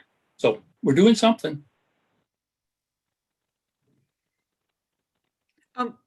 I can just also add to that Northern Michigan public radio station. They are teaming up with WLUC, the largest broadcast television network in the UP, for their interview with the commission, which will be taped this Wednesday, but it's going to run repeatedly. He told me the days, but I don't know the times. Prior to the Marquette meeting. So that will be, I was really thrilled to hear of that partnership. That I thought that was genius, because they the WNMU piece gets in, I'm sure we'll get into more depth, where they might not have the manpower though to kind of throw several cameras at the commission meeting. Yeah, I don't know, but I do know it's great to have. But the spread and depth of WLUC in the UP, I'm just glad to hear that their cameras will be there, and that will touch a lot of people, and this will air prior to the meeting, so it'll be public awareness. Thank you. MC, go ahead. It occurred to me, one of the things that our consultants might do is also check in with the public comment that we've received and where they're coming from. I remember this young woman early on, like September, October, who was from the UP particularly, and maybe even from a tribe, who gave us public comment. And I get the feeling that if we reached out or were able to respond to that young woman, that we may find an interesting community of interest, or there may be somebody there. And I'm thinking of the Big Bay. There was a clerk from Big Bay who just gave us some public comment too. So I'm just thinking that that may be an interesting place to look. And I apologize, because I meant to actually volunteer to do this. I just haven't found the time to do it. So I had wanted to actually give you what I'm asking you to do, but that's why we have excellent staff and people doing this. So yeah, thank you for doing this. And Commissioner Rothorn, just so you know, the United Tribal Council just came on board last week, and they're helping us with that. So we were finally able to get someone to get on board to get the word out, and they're spreading that word out. So thank you. Edward, you are amazing. Thank you, MC. Rhonda. Thank you for letting me know some of that, but I also want to stress too, when I say rural, I am talking rural. I am talking the Little Reed City where I'm from, the Sears where you blink, you miss it, the Herseys, the Everts, the Leroy, Luther, these little villages that I haven't seen outreach to. I take that back. Reed City, I did do a presentation for Reed City, but they contacted me directly. I'm worried about these little communities, because in these little communities, I brought up Idlewild before. That's a community of interest historically. It's a Voting Rights Act community. I haven't heard anything about Lake County. I've heard one for Osceola County. I don't know about Wexford County. I'm talking these really rural, Falmouth, that consist of a grocery store, a hardware, and a gas station, but a huge farming community. That's what I'm talking about when I'm talking rural. I understand, Steve, Antrim County and Traverse City. I personally don't consider Traverse City as rural. I mean, that's like medium-sized city to me. It's not your urban area, but it's got quite a big population compared to the rural that I'm talking about. So I just wanted to specify, when I'm talking rural, what I'm talking about is truly the rural communities. Thank you, Rhonda. No, thank you. Darcy. Yes, so I feel your pain, Commissioner, and I so have worked to include some of those communities, but I respectfully ask if you're willing to share some names with Maureen and myself, so that there are places that you have top of mind, so that we make sure we include. But our intention is not to focus strictly on on sort of big urban areas, is to focus on everywhere. So, for example, with Southeast Michigan, it's not sort of just the traditional what people think of. I have different places in Monroe County, from maybe to, saying, so it's top of mind, but we'll welcome any any cities that you have top of mind as well. Thank you. If Rhonda, is that your hand raised from the last time or a new? No, no, it's okay. I don't, I just like to make sure. I think we have given both Darcy and Maureen a lot for a meet and greet in a good way. They know that we're passionate about our communities of interest, especially the folks in rural counties. And I hope that those watching in the public know that that is something that, you know, we take seriously. And so I think that you've heard, especially Rhonda, vocalize, and not just Rhonda, but just in this moment, the passion and attention that she would like to be comprehensive to all of those areas. And if Edward, you don't have anything else in this section, I wanted to have us move along if we don't have anything else for our PR consultants. I think it's, yep. Our PR consultants can be excused. We are done. So thank you, Maureen and Darcy, for being with us. And I just have a brief update, Chairman Cullum, just to share with the commission. Of course, please.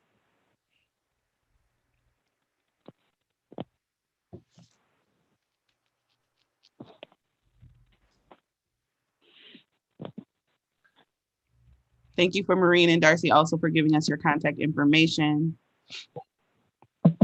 Great, thank you so much. Just want to remind the commission of the key findings that was in the report that we paid for from Glenn Gareth. 53% of respondents have heard of the new redistricting change.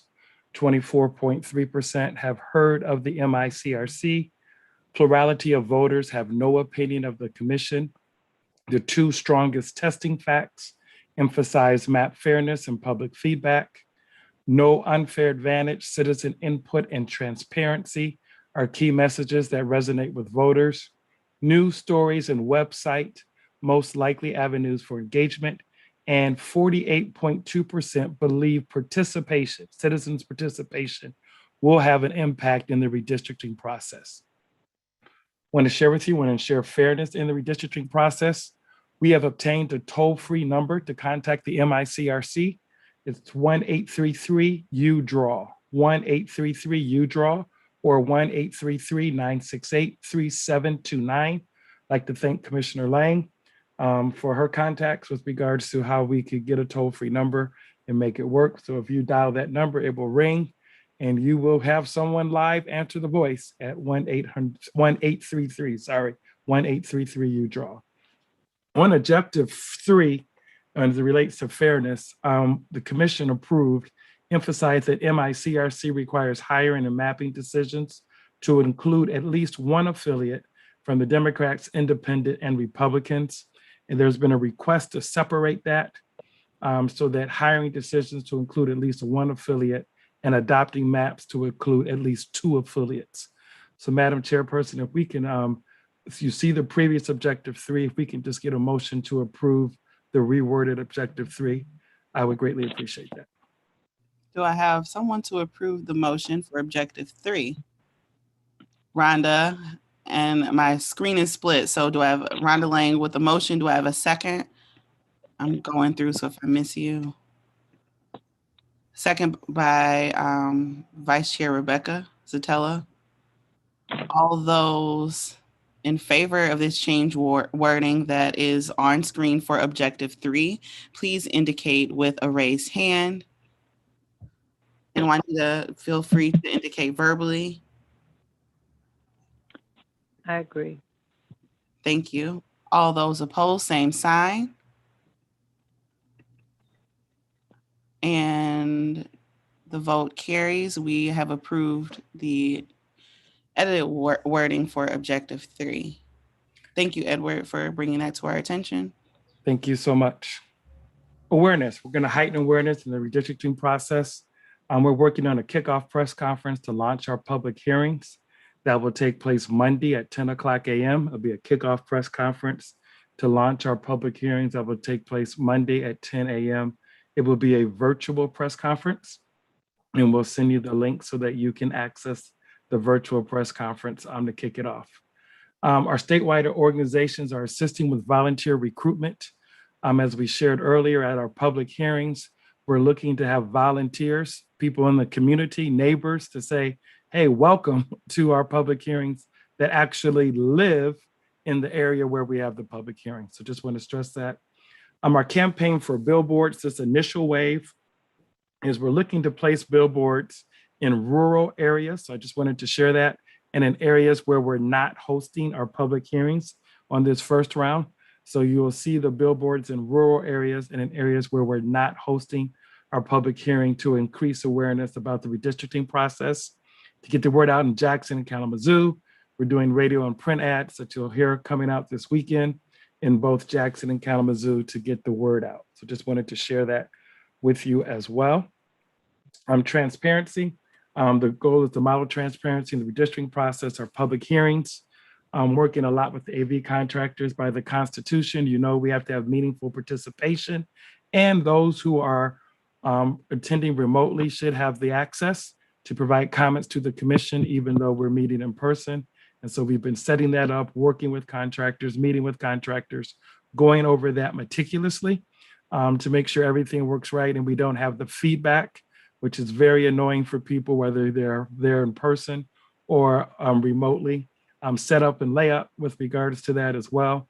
I just want the commission to know that you will, and I'll talk a little bit about this later, but you will get a know before you go email about what's happening 3 days before. So for the public hearings on Tuesday, you'll get one on Friday.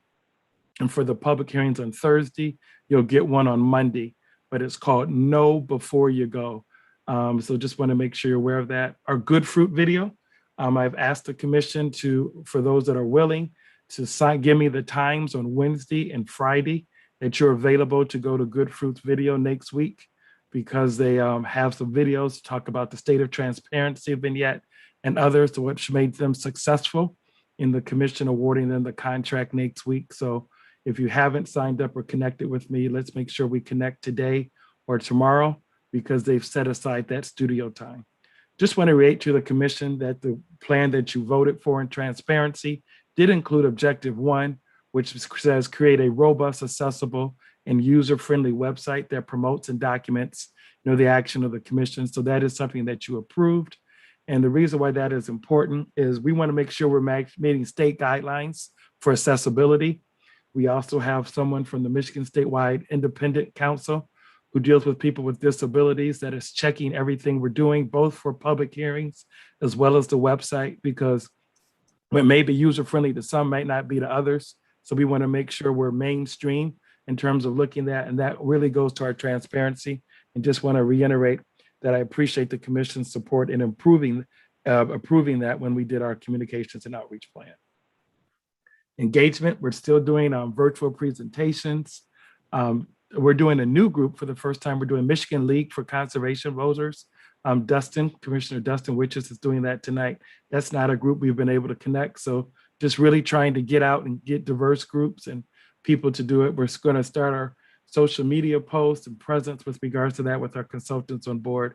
So there's a lot of things, moving parts happening at one time with regards to communications and outreach that we're doing. I'm grateful to the commission for the contractors on board so that we can expedite things more expeditiously in terms of getting things done.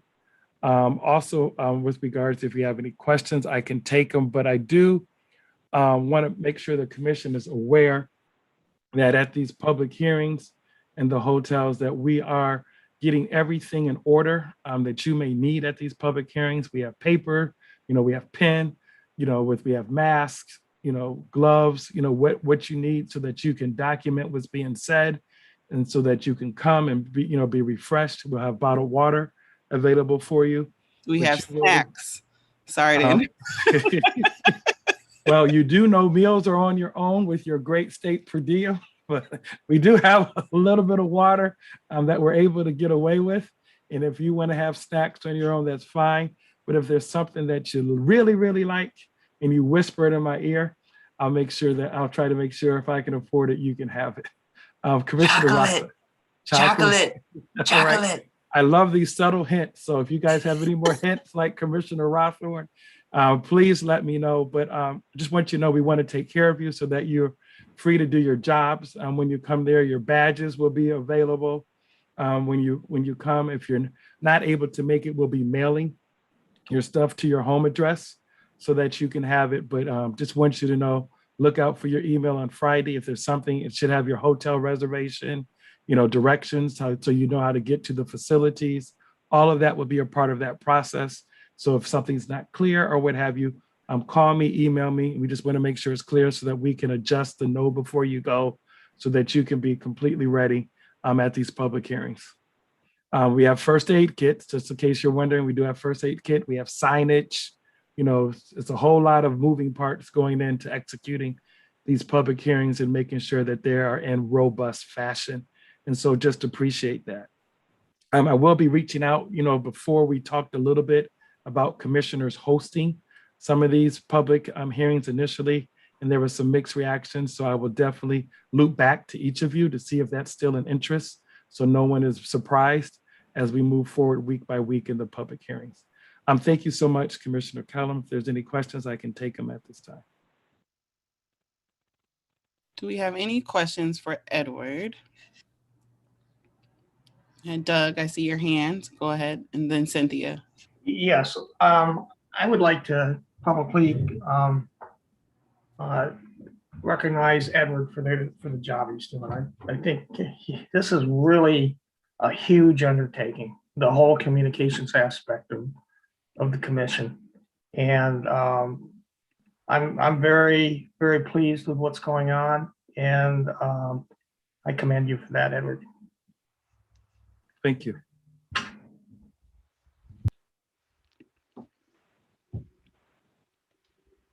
Cynthia.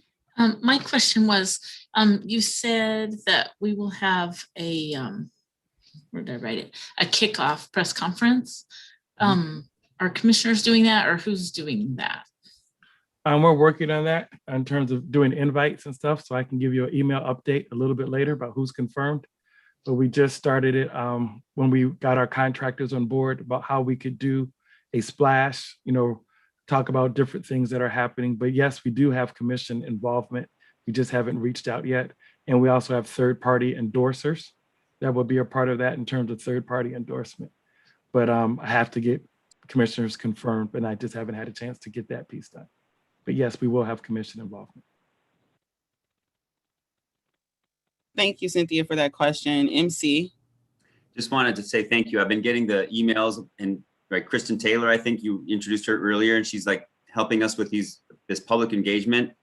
Just reiterating what Doug said, and I think Cynthia's getting at is we have each step of the way is an amazing event, and the planning and so forth. And I'm getting I'm getting as a commissioner right now the hotel stuff that I appreciate you're doing. I don't have to do. Just really appreciate that. Thank you for making that easier for me.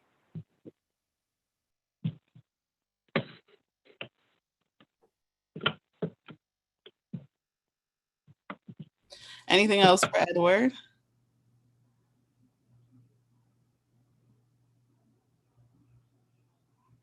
Well, Edward, we all appreciate you doing all of this. As Doug astutely said, this is a tremendous work, and I do not envy all the coordinating and things that you have to do. So thank you. If we don't have anything else for Edward, we're going to move along in the agenda. So we have our legal counsel report with Mrs. Julianne Pastula. So I will give her the floor. Thank you, Madam Chair. And I would like to share my screen for our first item, which is the proposed or the draft conflicts policy. And while I'm queuing it, I would also like to acknowledge and appreciate Edward for all of the work he's been doing for us. Here we are. So what was distributed was a draft conflicts of interest policy for your consideration. It's intended to supplement existing state law and MICRC policies that deal with both unethical conduct and conflicts of interest. And the premise is that conflicts shall be disclosed and managed or eliminated to the extent practicable. And the request is that the policy would be approved or modified as necessary. And on this slide, there is one red line that I wanted to highlight for the commission. It's the definition of conflict of interest found on the policy, which would be a personal, professional, political, commercial, or financial interest or activity outside of the commission that either compromises judgment, bias in the nature or direction of actions, influences decision-making or behavior related to MICRC activities, or that results in a personal or family member's gain or advancement arising out of commission business. Definition of family member, I wanted to highlight because it's more broad than I think the common usage of the term. It does include spouse, parents, childs, stepchilds, but also anyone else whom the individual has a close, continuing personal or business relationship. It also would extend to siblings and non-dependent children if the circumstances exist where they have that they would benefit from a particular MICRC action. And the relevant factors in determining the existence of such a close relationship include the duration, strength, and intimacy of that relationship. So I wanted to make sure to highlight that for the public and for the commission's benefit. Policy highlights is that individual members of the MICRC, staff, attorneys, consultants, and contractors are referred to as agents in the policy. And we're highlighting that the agents stand in a relationship of trust and confidence to the MICRC as it exists as a body, as well as the residents of the state of Michigan. That conflicting interests can undermine the judgment or objectivity of agents and compromise their primary obligation, again, as to the MICRC as a body.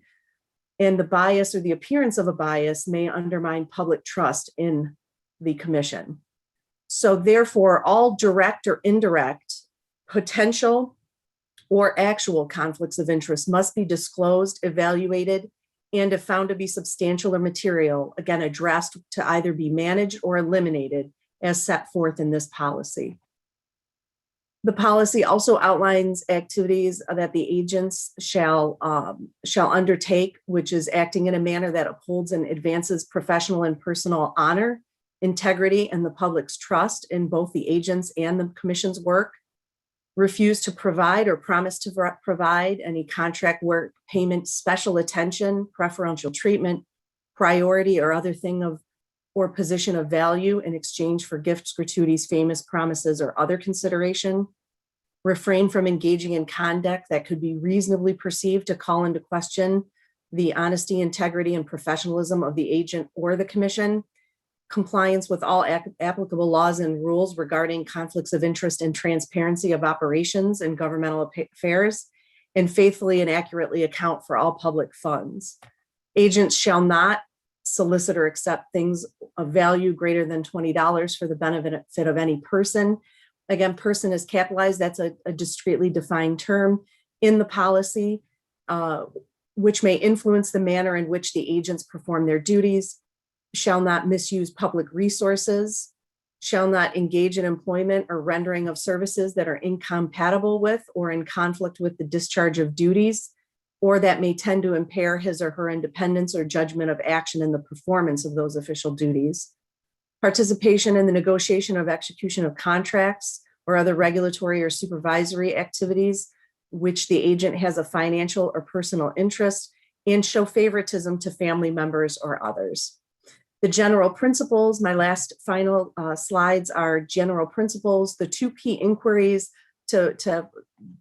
relative to the analysis are: first, is it incompatible with the discharge of official duties? Or two, does it impair the independence of judgment in the performance of your official duties? And generally, a conflict exists when an individual's external interest provides an incentive to impermissibly affect the individual's conduct of his or her MICRC activities. I'd like to highlight the additional word of impermissibly that I would like to have added to the policy in this instance under general principles. And I also wanted to note that conflicts can arise naturally just from your engagement and interaction with the outside world, and that the mere existence of a conflict does not imply wrongdoing or that it will necessarily impact your ability to perform your duties related to the MCRC. The critical point is that they're disclosed and evaluated. an undisclosed potential conflict is far more dangerous than an actual conflict that's been disclosed and managed or abated. The policy terms are the policy procedures. There is a duty to disclose. Agents must acknowledge receipt of the policy in writing. That acknowledgement form, the draft of it, is attached to the draft policy. And disclosure of potential conflicts of interest. That form is also attached for your review. The disclosure would be required upon receipt of the policy after it's adopted, and then in the future as needed for any new, previously unknown or unidentified conflicts that arise. The forms would be submitted to the executive director. Conflict management process. The MICRC staff, based on those disclosure forms, would conduct a review and make recommendations to the commission regarding the presence of apparent, potential, or actual conflicts, and if applicable, proposed actions to address it.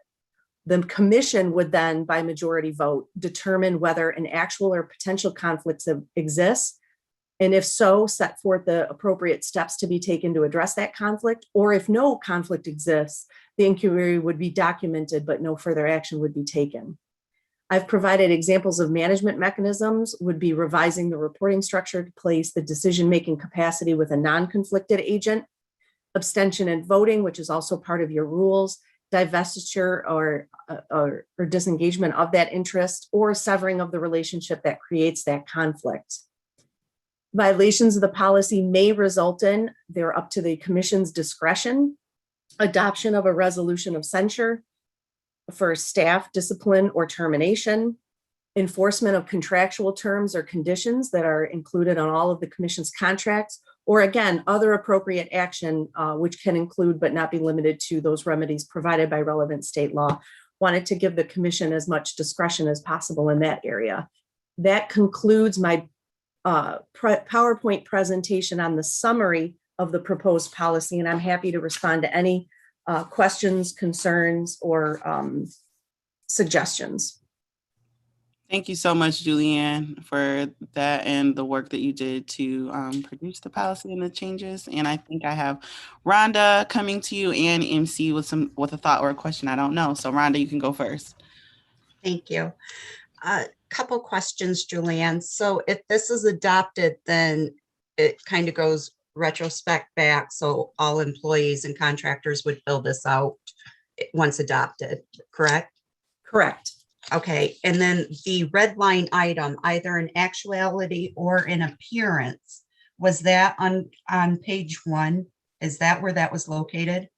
So that is in the definition of conflict of interest. And what I would like to highlight there is the definition of conflict of interest. The actuality or appearance for potential should not have been included in the definition. That was an error on my part. What we have throughout the actual policy is perceived in an appearance and those types of things. But in the official definition, I don't think it's appropriate to have that subjectivity included when we're examining agents' behavior. So while that theme is included throughout the policy, again, I would like to extract it from the actual definition of an actual conflict of interest. Okay. But if there is an actual or in appearance, wouldn't that go to say with the other definitions in there that it could potentially, what's the words I'm looking for? Reflect on the commission, call into question the commission's integrity. Didn't it state something as far as that goes in one of the other areas of it? Yes, the perception and the perceived is included in the policy. That was not changed at all, just in the actual definition of a conflict. So that the remedies or the abatement would need to, again, if there was a relationship with a prospective contractor, then those steps would be need to be taken to mitigate that conflict, or actual steps would need to be taken for the presence of a conflict. I think the distinction between the analysis of the presence of a conflict and what needs to occur that the definition is getting to, and the overall policy about avoiding the appearance of bias, avoiding the appearance of conflicts, avoiding the perception of conflicts, is maintained in the document itself, just not the definition. Was that a clear answer, Rhonda? It is. I'm processing it. I don't know. I think the stricter the better, in my personal opinion, but that's my opinion. But yes, you did answer it.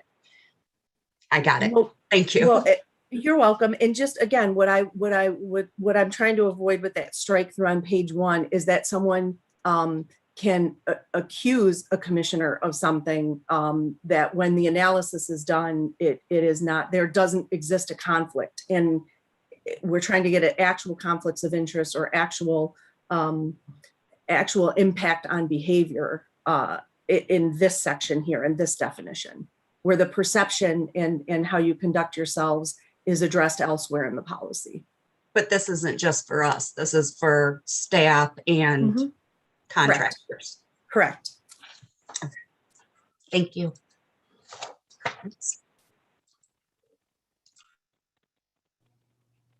Any other questions or thoughts before we vote? Okay, can I have a motion to vote on the approval of the conflict of interest policy? MC with the motion. Do I have a second? Second by Dustin Witches. So all those in favor of approving the conflict of interest policy, please indicate with a raised hand. And Juanita, you can give your verbal indication. My hand is raised, yes. Okay. All those opposed, same sign. And the ayes have it. It looks like we'll be moving forward with the approval for the conflict of interest policy.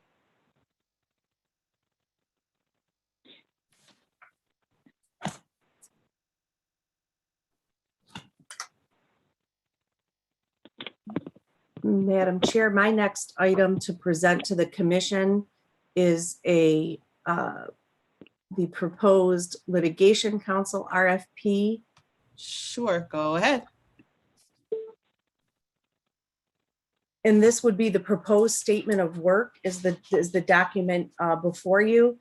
The litigation counsel RFP we've discussed in the past, and so we're presenting today the proposed statement of work for your consideration, seeking approval of the document for integration into the standard RFP template that the commission has been using.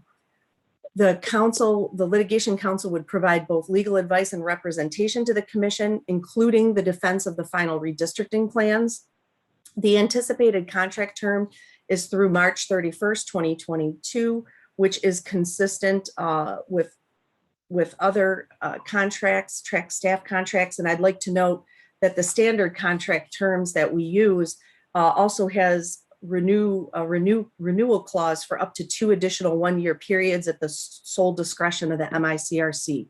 So the March 31st date, again, would just be included in the contract, but can be extended at the commission's discretion. The qualification of highlights are looking for litigation of constitutional or federal statutory issues, including multi-party and heavily document-intensive cases. Knowledge and experience in the application of federal and state law relative to redistricting, including our Constitution, the 14th Amendment of the US Constitution, as well as the Voting Rights Act. Knowledge and experience with Michigan election laws, including statutory deadlines and the relationship between district boundaries and the conduct of elections. The proposed duties include, I just selected 5 out of the list, representing the commission as either a plaintiff or defendant in an action, conducting discovery, including the interviewing and deposition of witnesses, handling appeals, and other legal services as needed. The key deliverables, and what I would like to highlight here is this RFP will be different as we go through it. I actually modified how the key deliverables were structured based on past feedback, questions, and revisions from the commissioners in the past on other RFPs. So our key deliverable 1.1, and I'll highlight where those changes are as I talk through them for you. Our first key deliverable is litigation experience. What I did is I expanded it out to different court levels. So the 10 most recent cases before the Michigan Supreme Court and federal court, any experience before the US Supreme Court, and then legal work performed during the past 10 years on behalf of public agencies or state boards and commissions. And under each of those sections, you note in the document, there's additional information, specific information for each of those examples that we would be looking for. Under key deliverable 1.1, we're also asking for past litigation experience and redistricting experience, as well as Michigan election experience. And then inviting the respondent to provide how that cumulative experience will inure to the benefit of the commission. Key deliverable 1.2 was maintained. There was slight wording changes relative the motivation of working for the commission and providing litigation counsel services. The key personnel identifies the individuals that are assigned specifically to our contract and provide the breakdown of time and experience and their titles that I know the commission is familiar with seeing in the past from those charts. And then a firm and identity general description, the background of the firm, the information of the firm, and giving really these vendors the opportunity to introduce us to their entity. Key deliverable 1.3, this is the significant change that I was referring to. I extracted conflicts and disclosures and made it its own deliverable. So conflicts would be adverse to this commission or the state of Michigan, or that were pursued on behalf of an adverse party in the past. Any disciplinary proceedings or court sanctions on behalf of the attorney or the firm, and requiring disclosures from January 2000 to the present. That would capture 2 redistricting cycles, paid or unpaid work relating to redistricting or election activities, and breakout sections for lobbying, political contributions, as well as work for nonpartisan or partisan organizations. And the approach was an important inclusion to maintain in this section. I moved it to this section, would be the methodology to provide services to the commission while remaining impartial, unbiased, and nonpartisan. I also included a proposed language to include regarding diversity in one of the, we have many reserved sections in our template that I would offer to the commission, that we would insert diversity language into one of those reserved sections. In the past, the commission has acknowledged its commitment and its desirability to enhance diversity in its contracts. This would request information regarding the firm's commitment to diversity and an opportunity for them to detail what actions they take to achieve diversity in their firm or their entity, as well as outreach efforts that they undertake, and a list of current community activities such as membership and participation in diverse organizations. And that would be the conclusion of the highlight of the proposed terms in the statement of work. And I'm available to answer any questions or concerns relative to the document. Any questions or concerns? And Juanita, don't forget to chime in if you have any questions, because I know your technology is limited right now. Rhonda, I see your hand, and then Doug. I know, be real quick. Julianne, on the diversity as far as organizations they've worked with or donations or what have you, that wouldn't be something though where somebody would be excluded from the job if they hadn't, would it? When you're doing the evaluation? No, certainly not. It would just be if they would like to highlight that aspect of their firm's mission. Okay, thank you.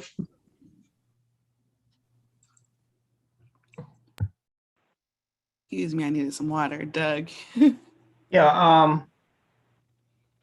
Julianne, are we gonna, after we approve this, are we going to submit an RFP at this point in time, or are we just lining up our ducks in a row to when we need to do that? These RFPs take a long time to do. Correct, which is why the statement of work is presented now. The proposed timeline that I would advance is that the RFP be posted on Friday, May 21st, and the questions would occur while we're on the road. I think that's something that we can handle the responses to and get the commission to review and approve those responses to the bidder questions. And then again, the proposal deadline currently is proposed Thursday, June 10th. And so that will allow us the time we need to go through the proposals and then schedule the interviews towards the end of the public hearing process, or directly after the public hearings conclude at the commission's discretion, obviously. But that's why we wanted to start it now, is to give time not only for the vendors to prepare their responses, but adequate time, recognizing that the commission is going to be on the road on our Pure Michigan tour, so that the sufficient time to review those proposals, because I expect they will be extraordinarily lengthy given the information that we're requesting. Okay, and then we would hire them, but they may not start work until later in the process.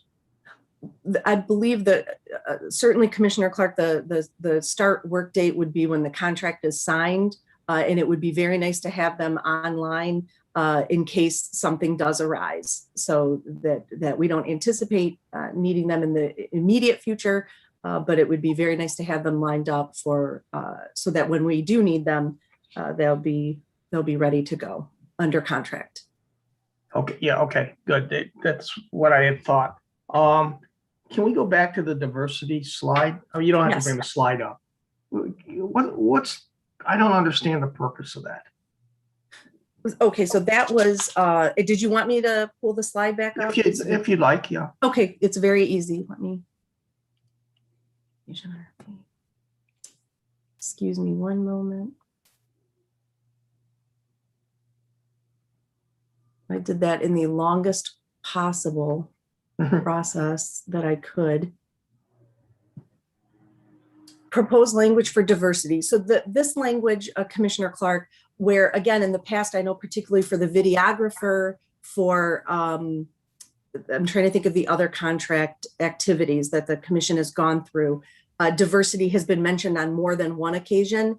So I suggested this language, again, as I indicated to Commissioner Lang, as an opportunity for people bidding to highlight this activity, if it's part of their mission statement or part of many law firms have programs that outreach programs that they support, that they're very proud of. And so this would just be an opportunity, again, to provide information to the commission about those activities.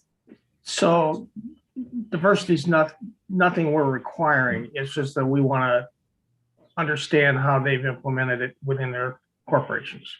Exactly. And again, the way that I've captured it is the first sentence, that the commission seeks to enhance diversity in its contract. It's not in its contracting. It's not a mandate. It's not a requirement. It's not a key deliverable. This would again just be like a value almost. Thank you, Chairperson Kellum. Yes. Great. Okay. Okay, I understand. I appreciate it. MC, you go ahead. I think you said it very well, Brittany, as a value. And because I was just thinking that I think we actually get better representation if we find people who understand that value. The people of Michigan, the citizens of Michigan, will get better representation. And Madam Chair, I just wanted to highlight, I know some of the VRA Council firms did include their commitment and their activities around that topic. And I thought if we put it in the RFP, that would give everybody that opportunity to uplift that if they could, that some may not have thought to include it, or whatever the reason may be. Mm-hmm. Yeah, thank you for that consideration. Doug, do you have another question? Not a question, but a comment. As we move forward with this, after we approve it and move forward with it, I expect that we need to form a subcommittee like we did previously with the other RFPs and have them make the assessment. Is that the general understanding of people in the commission? That we're going to form a subcommittee? I can speak on behalf of staff. Yeah, I know you can't. I mean, just shake your head yes or no. Oh, yes, no, we would be proceeding through the procedure that the commission has used to date, that the proposals would be vetted, go through the committee. All of the proposals would be provided to the full commission for consideration, the Okay. process Yeah, that we went great. through with the other RFPs. So if we approve this today, can we set up the subcommittee today as well? Or do you think it's too early to do that? That's completely up to the commission's discretion. We wouldn't need the subcommittee. Yeah, Really, they- the proposals aren't due till June 10th. So it would be at the commission's discretion when they'd like to select the committee members, pardon me. Well, I'd like to put the motion forward that we do select the subcommittee today. That gives them time to prepare, read through the RFP and so forth. Which is just a month off, and we're going to be traveling a lot. So, Can we do the statement of work first and then? yes, I would expect that. Yes, thanks. Okay, because Dustin was ready to support you. So let me have a motion for the statement of work as presented by Julianne. Rhonda with the motion, second by MC. All those in favor of excuse me, the statement of work for litigation counsel, please indicate with a raised hand. Juanita is indicating with a verbal vote.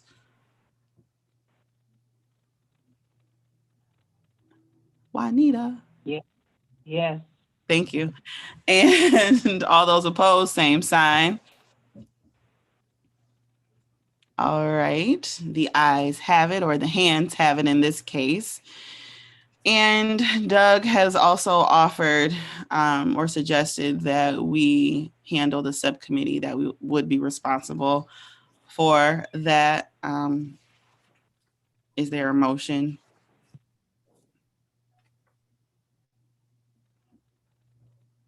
I guess I'll say so moved this time. Thank you, Dustin. And do I have a second? Doug is seconding the motion. All those in favor of a subcommittee being developed, raise hand. Juanita, you can indicate. Hannah. Thank you. Hannah. All those opposed. All right, so we will be developing same process as before, a subcommittee for this. Doug, go ahead. And I'd like to be on it. Ah, thank you, Juanita. Way to be. All right. I was guessing that Doug was probably going to talk about who wants to be on it, but I'm not sure. So Doug, you have the floor. Yeah, exactly. That's what I wanted to bring up. Let's identify the people so that they can have time to prepare. Okay, I think we're getting some identifications. We have Juanita. Rebecca, you had just a comment. Okay. Yeah, I was just going to say who has not been on a subcommittee yet, who wants to, I think is kind of where we should start, because I know a lot of us have already had a turn on a subcommittee. So yeah, all of us have. I think we all have. If you go back to the matrix, you'll see. I think it's pretty well distributed at this point. Yeah, we all have. Yeah. Rhonda, did you want to sneak your comment in now, or? I was just going to nominate Doug as far as that, before we did it, always one independent, one Republican, one Democrat. So I would like to nominate Doug if he so chooses. Yeah, I will accept that. And if you don't mind, I'd like to ensure that we have one of the attorneys on the commission. I heard Juanita recommend Rebecca, so that would be. No, you didn't hear me recommend Rebecca. I said I second. I didn't hear that. But I thought the second was Rebecca. My apologies. My apologies. Okay, sorry, Juanita. Sorry, Rebecca. It probably would be okay. I just can't. I wish my my computer was working. But I'm sorry. I was going to recommend Steve because I just did the voting rights attorney. So I was on the last legal committee. So I was going to recommend Steve. I'm throwing your hat in the ring, Steve. If that's the will of the people. Mm-hmm. It is. And Dustin. I'll nominate myself, but I think Juanita wants to do it, and she's Democratic as well. And if that's the case, she can go ahead and take it. Okay. So go ahead and take what? Say it again, Let Juanita. me get understanding what you guys are saying. Okay. Oh. I recommended myself to what? Be on the committee, right? Yes. Yes. Okay, how many can be on the committee? We're making sure we have the representation from parties. Well, I'll withdraw my own nomination then, if she wants to be on. you don't have to withdraw, do you? You can have 4. Yeah. We had 4 on the last one, so why don't we just have Dustin, Steve, Doug, and Juanita? You don't have to withdraw. Yeah, you don't have to withdraw. Please don't.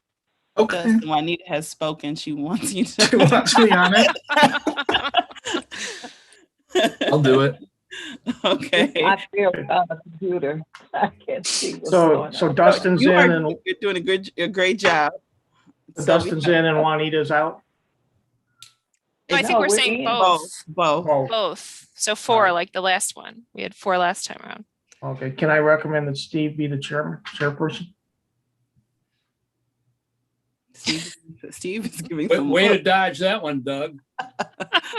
Well, I don't care. I'll be the chair if you want. It doesn't matter. Doesn't matter to me. I'll be chair. Okay. I'll accept your nomination and yield the floor. Okay. Sounds good.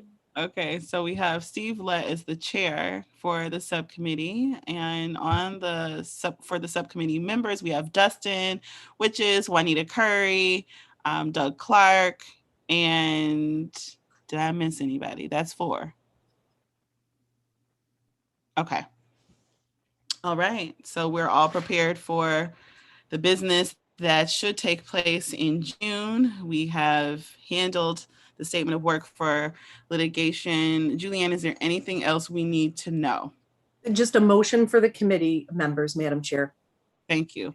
A motion. Can I have a motion for the committee members?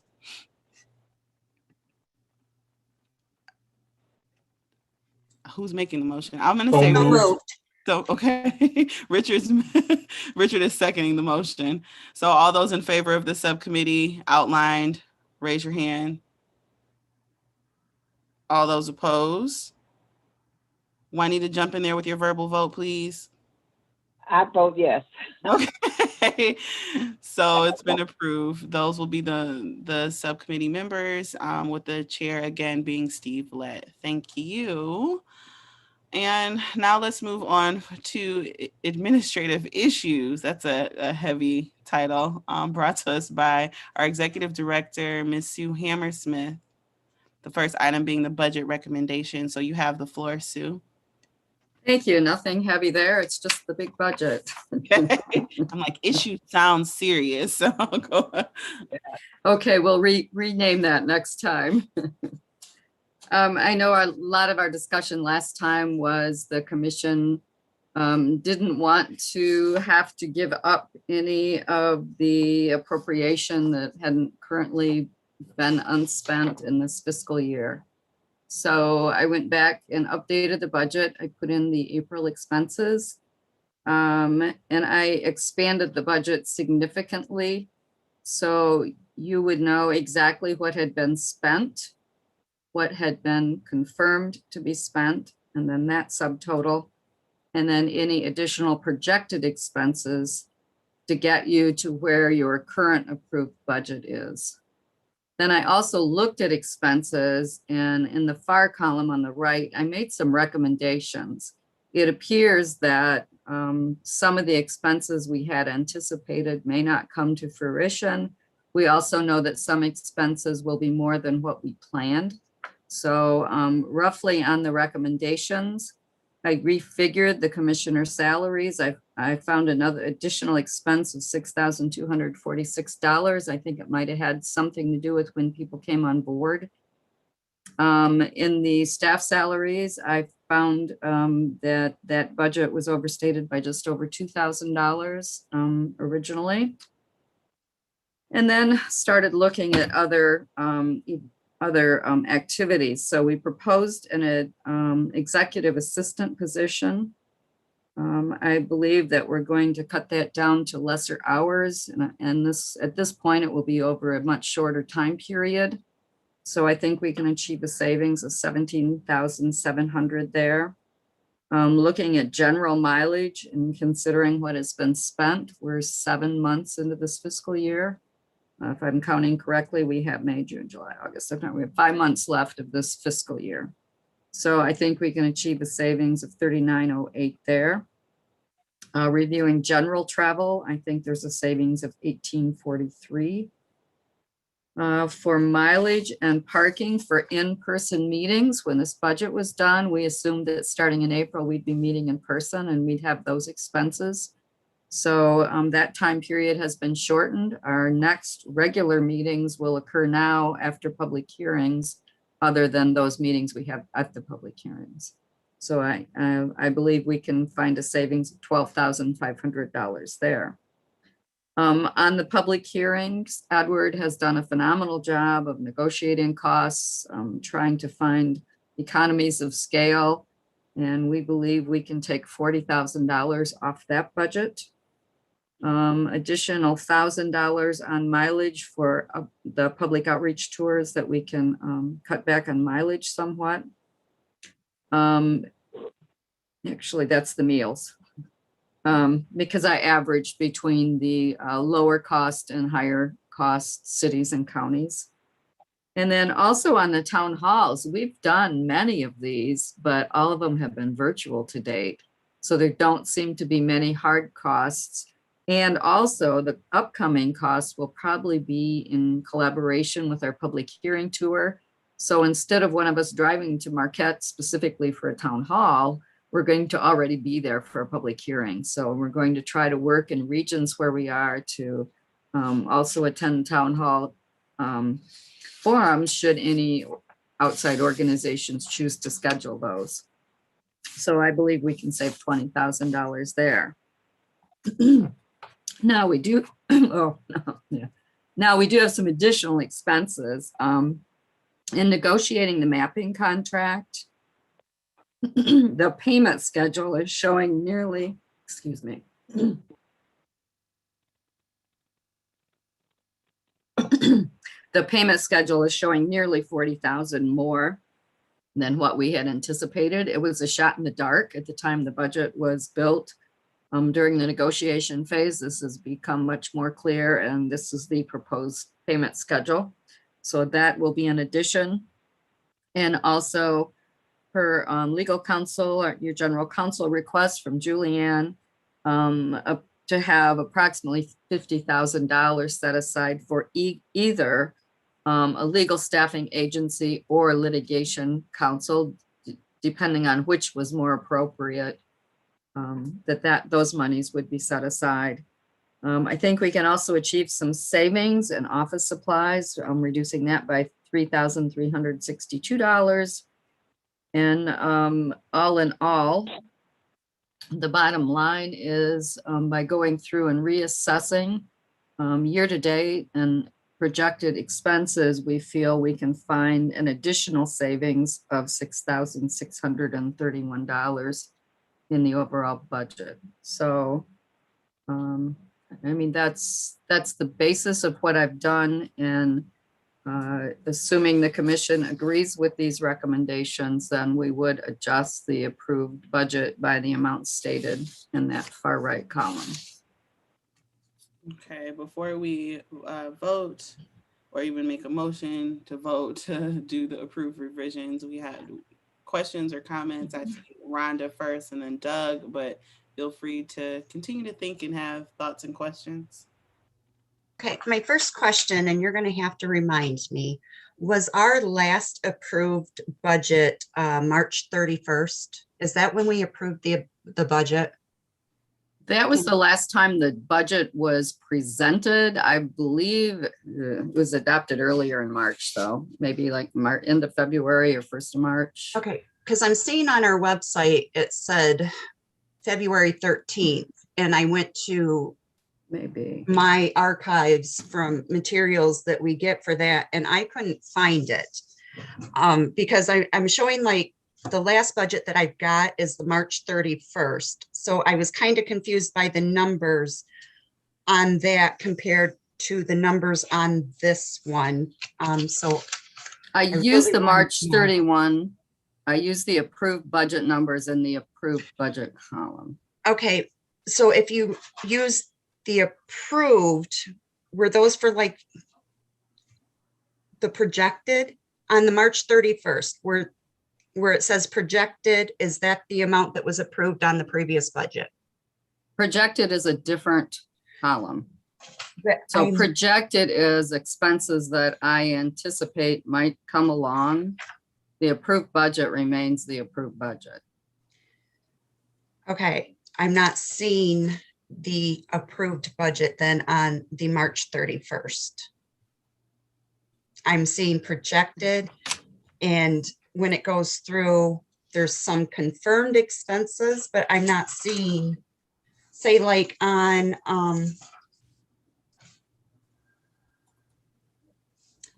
staff salaries, it says confirmed, but then say go to public, oh, let me go to something else. Okay, say communications and outreach. It has a confirmed of 28,120, but a projected of 371,880. So I don't remember what we approved. That's what I'm saying. I wanted to know the budget, what we approved initially, because looking at this, I'm looking at it like we approved 371,880.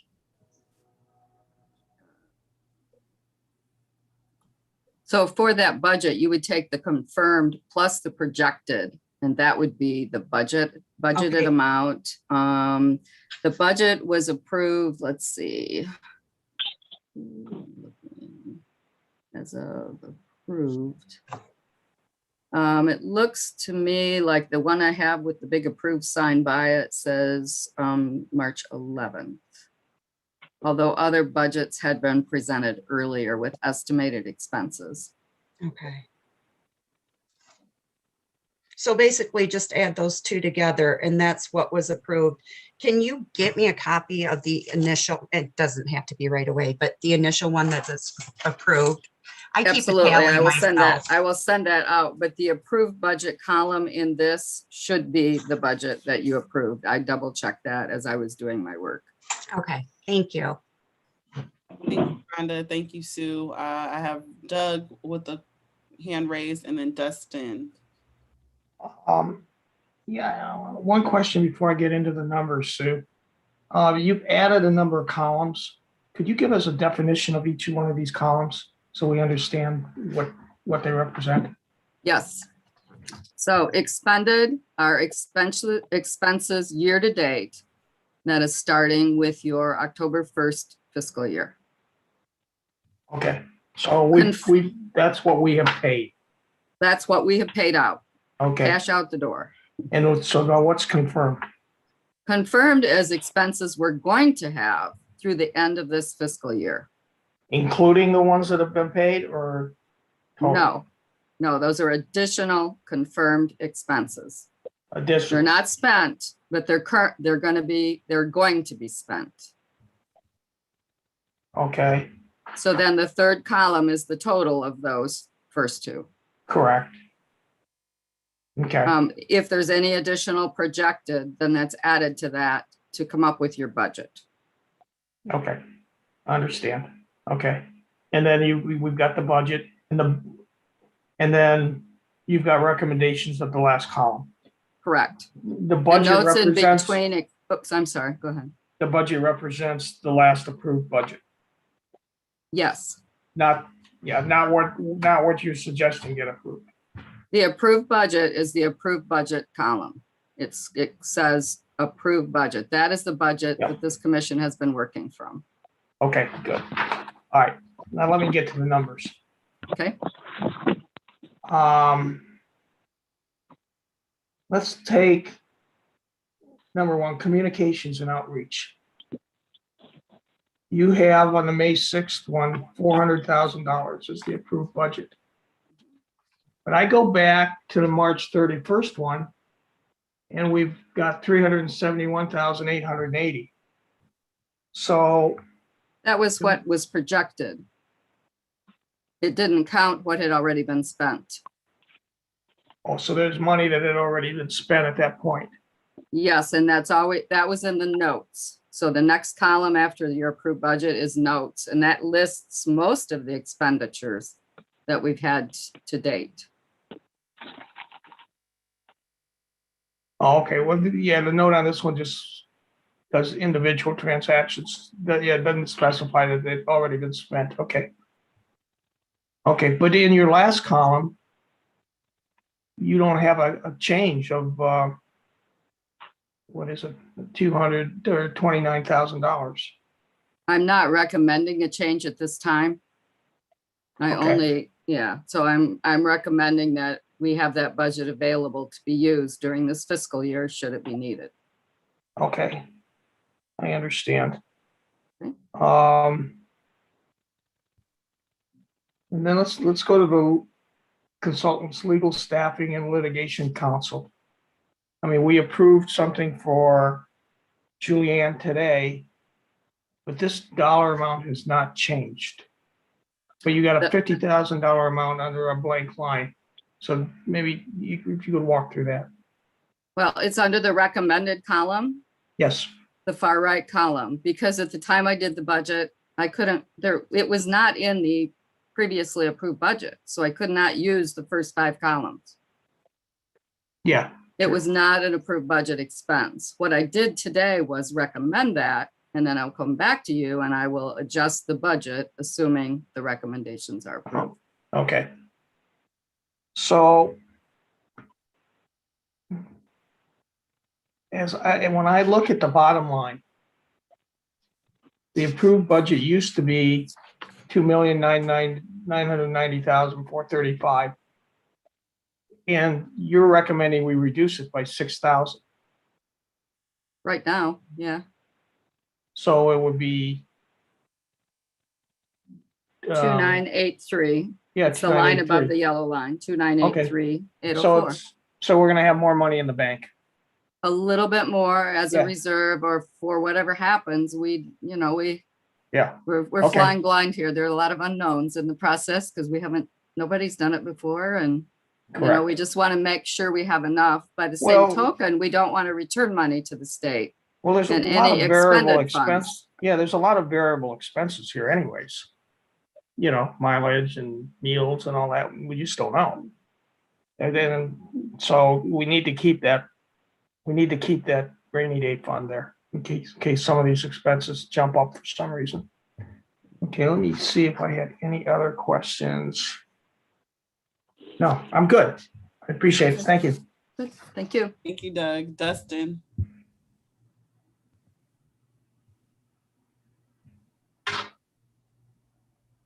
Dustin, you're on mute.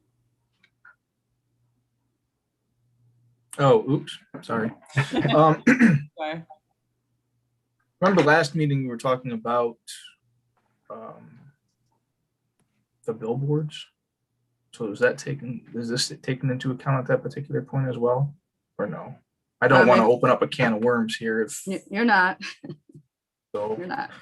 'Cause we were Under communications and outreach activities on page 2, it's, I don't know, half a dozen lines down. Mhm. There is budget there. There's a to date number, and then Got look it. at the second to the last column, committed. That went in the committed column. Got it. Okay. Okay. Excellent. Thank you. It's there. It's there. You didn't open a can of worms. Rhonda. First, Sue, I want to let you know I found the budget, so disregard getting that to me. I just flipped through my phone and got it narrowed down, so never mind that. And then my only other question, budget-wise, we just did the RFP for litigation. So there could potentially be an added expense for litigation if something came up before the end of the fiscal year. Is that correct?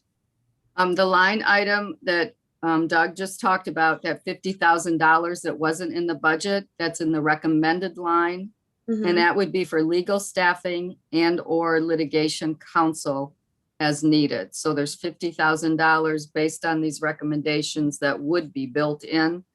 We don't necessarily anticipate a lot of litigation before September 30th. We're not going to get our census data till then. So, if you think through the process, it would seem to be that most litigation is going to come well, I assume most after the maps are drawn, but there may be some, and we want some in the budget in order to have that ability to, make sure that we can defend whatever we need to be defended.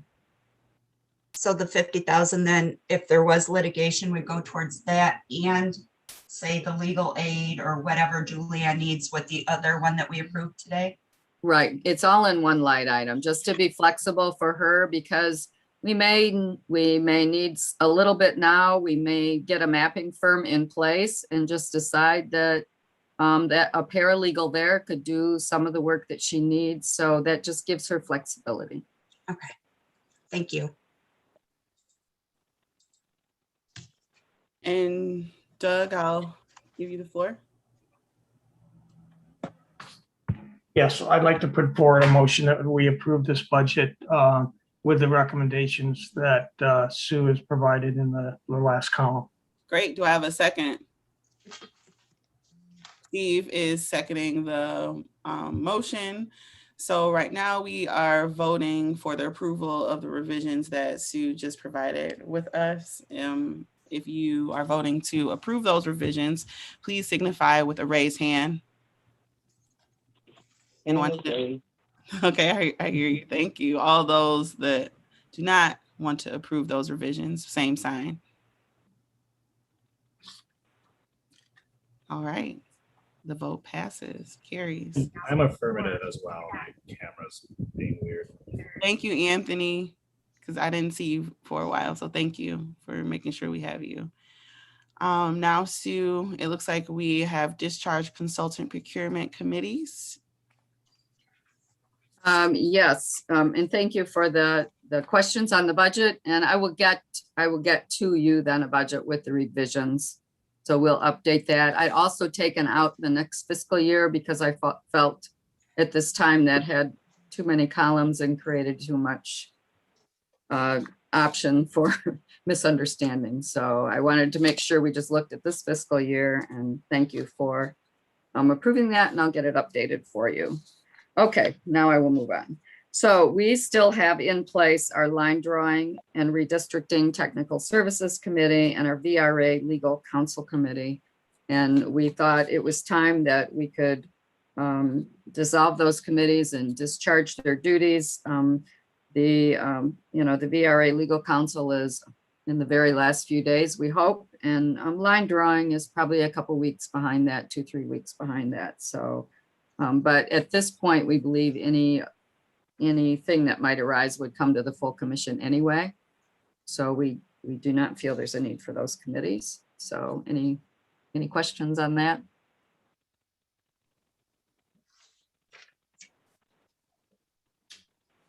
I move we dissolve the line drawing committee. You can put them both in one motion if you like, since I did the resolution that way. Line drawing and VRA legal counsel if you wish. Well, Julianne wasn't very excited about us doing two at one time. No, she wasn't, and she's shaking her head now. Only, and I only say it because if somebody feels very, very strongly that one of them should still be maintained, that generally resolutions have one topic, one action. But if it would be just dissolving the committees, those two specific ones, since they are not needed anymore, any issues would come before the full commission. The commission can proceed as planned, or as it's stated. I think you have an official reso before you. Yes. Yes.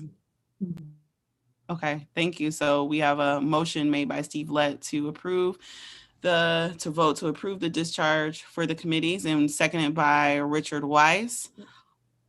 All those in favor of this, please indicate with a raised hand. Yep, Anthony. Yep. Okay. Thank you. All those opposed, same sign. And the vote carries. Thank you, commissioners. Next, we have future meetings and agenda items, still with Sue. So Sue, take it away.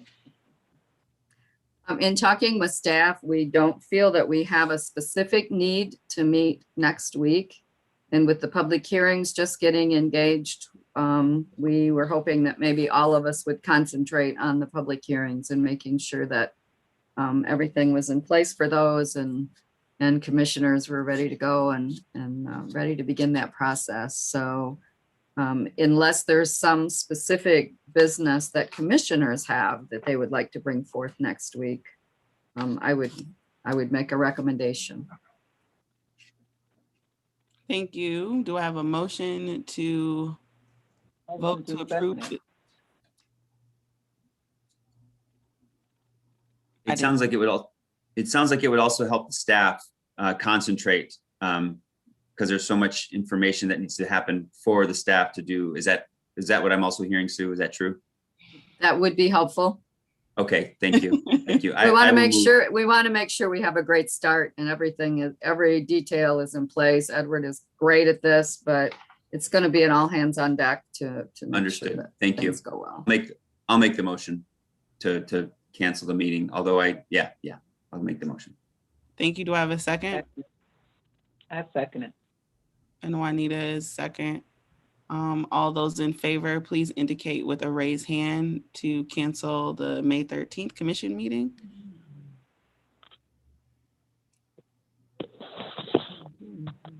Juanita and Anthony, you can indicate with a verbal vote.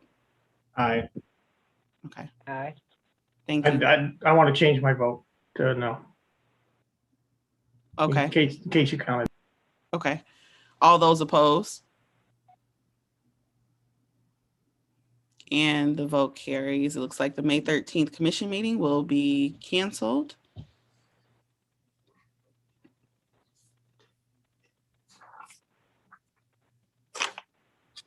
And then finally, we have announcements.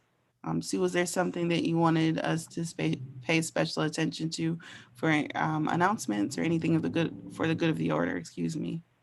One of the things I want to send along is the links to some TED Talks about listening. I found some that were really, really fascinating. I thought they were engaging, and that's going to be, the job for the next 8 weeks is a listening tour. So I was hopeful that if I sent these along, commissioners might be interested in viewing those between now and the time we start the public hearings. That would be great. Please send them along. Any other announcements? Anything for the good of the order? I just would like to take this time also to extend a final farewell and thank you to Miss Sally Marsh. You are an extraordinary human being, and what a way to end or transition rather than to help with something like this. So you have a special place in my heart, and thank you again. And I see, Rhonda, that you have your hand raised, but I wanted to make sure our last meeting with Miss Sally Marsh. So thank you, thank you, thank you. Thank you, Sally. We love you. Thank you. And commissioners, I just wanted, if I could just quickly say thank you to all of you. It's just been I'm going to get emotional. It's just been such a honor to work with all of you. And so thank you also for your commitment to this work. I know that all of you are up to the challenges that you have ahead of you in the months ahead, I should say. And thank you for inspiring me and Michigan citizens across the state. It's I look forward to cheering you on as just another Michigander who wants to see you succeed. So thank you so much. Thank you, Sally. I don't say bye, so see you later. And we have lots of hand raised. I saw Rhonda, I see Doug, I see Steve. So Rhonda, my intuition. Go ahead. Sally, I'm going to miss you. It's 4:00. I was going to talk about something being placed on our future agenda, but it can wait till our next meeting. Okay. All right. That's fair. I like to tell Sally bye. Go ahead, Juanita. Sally, I want to thank you for all of the help you have given me personally in trying to do this computer stuff. You've been a gem, and I want to thank you, and I wish you well. I wish you the best in life and everything you put your hands on to accomplish. I wish you well in it. God bless you, honey. Thank you, Commissioner Curry. Steve and then Doug. Just what the world needs, Sally, another lawyer. Thanks.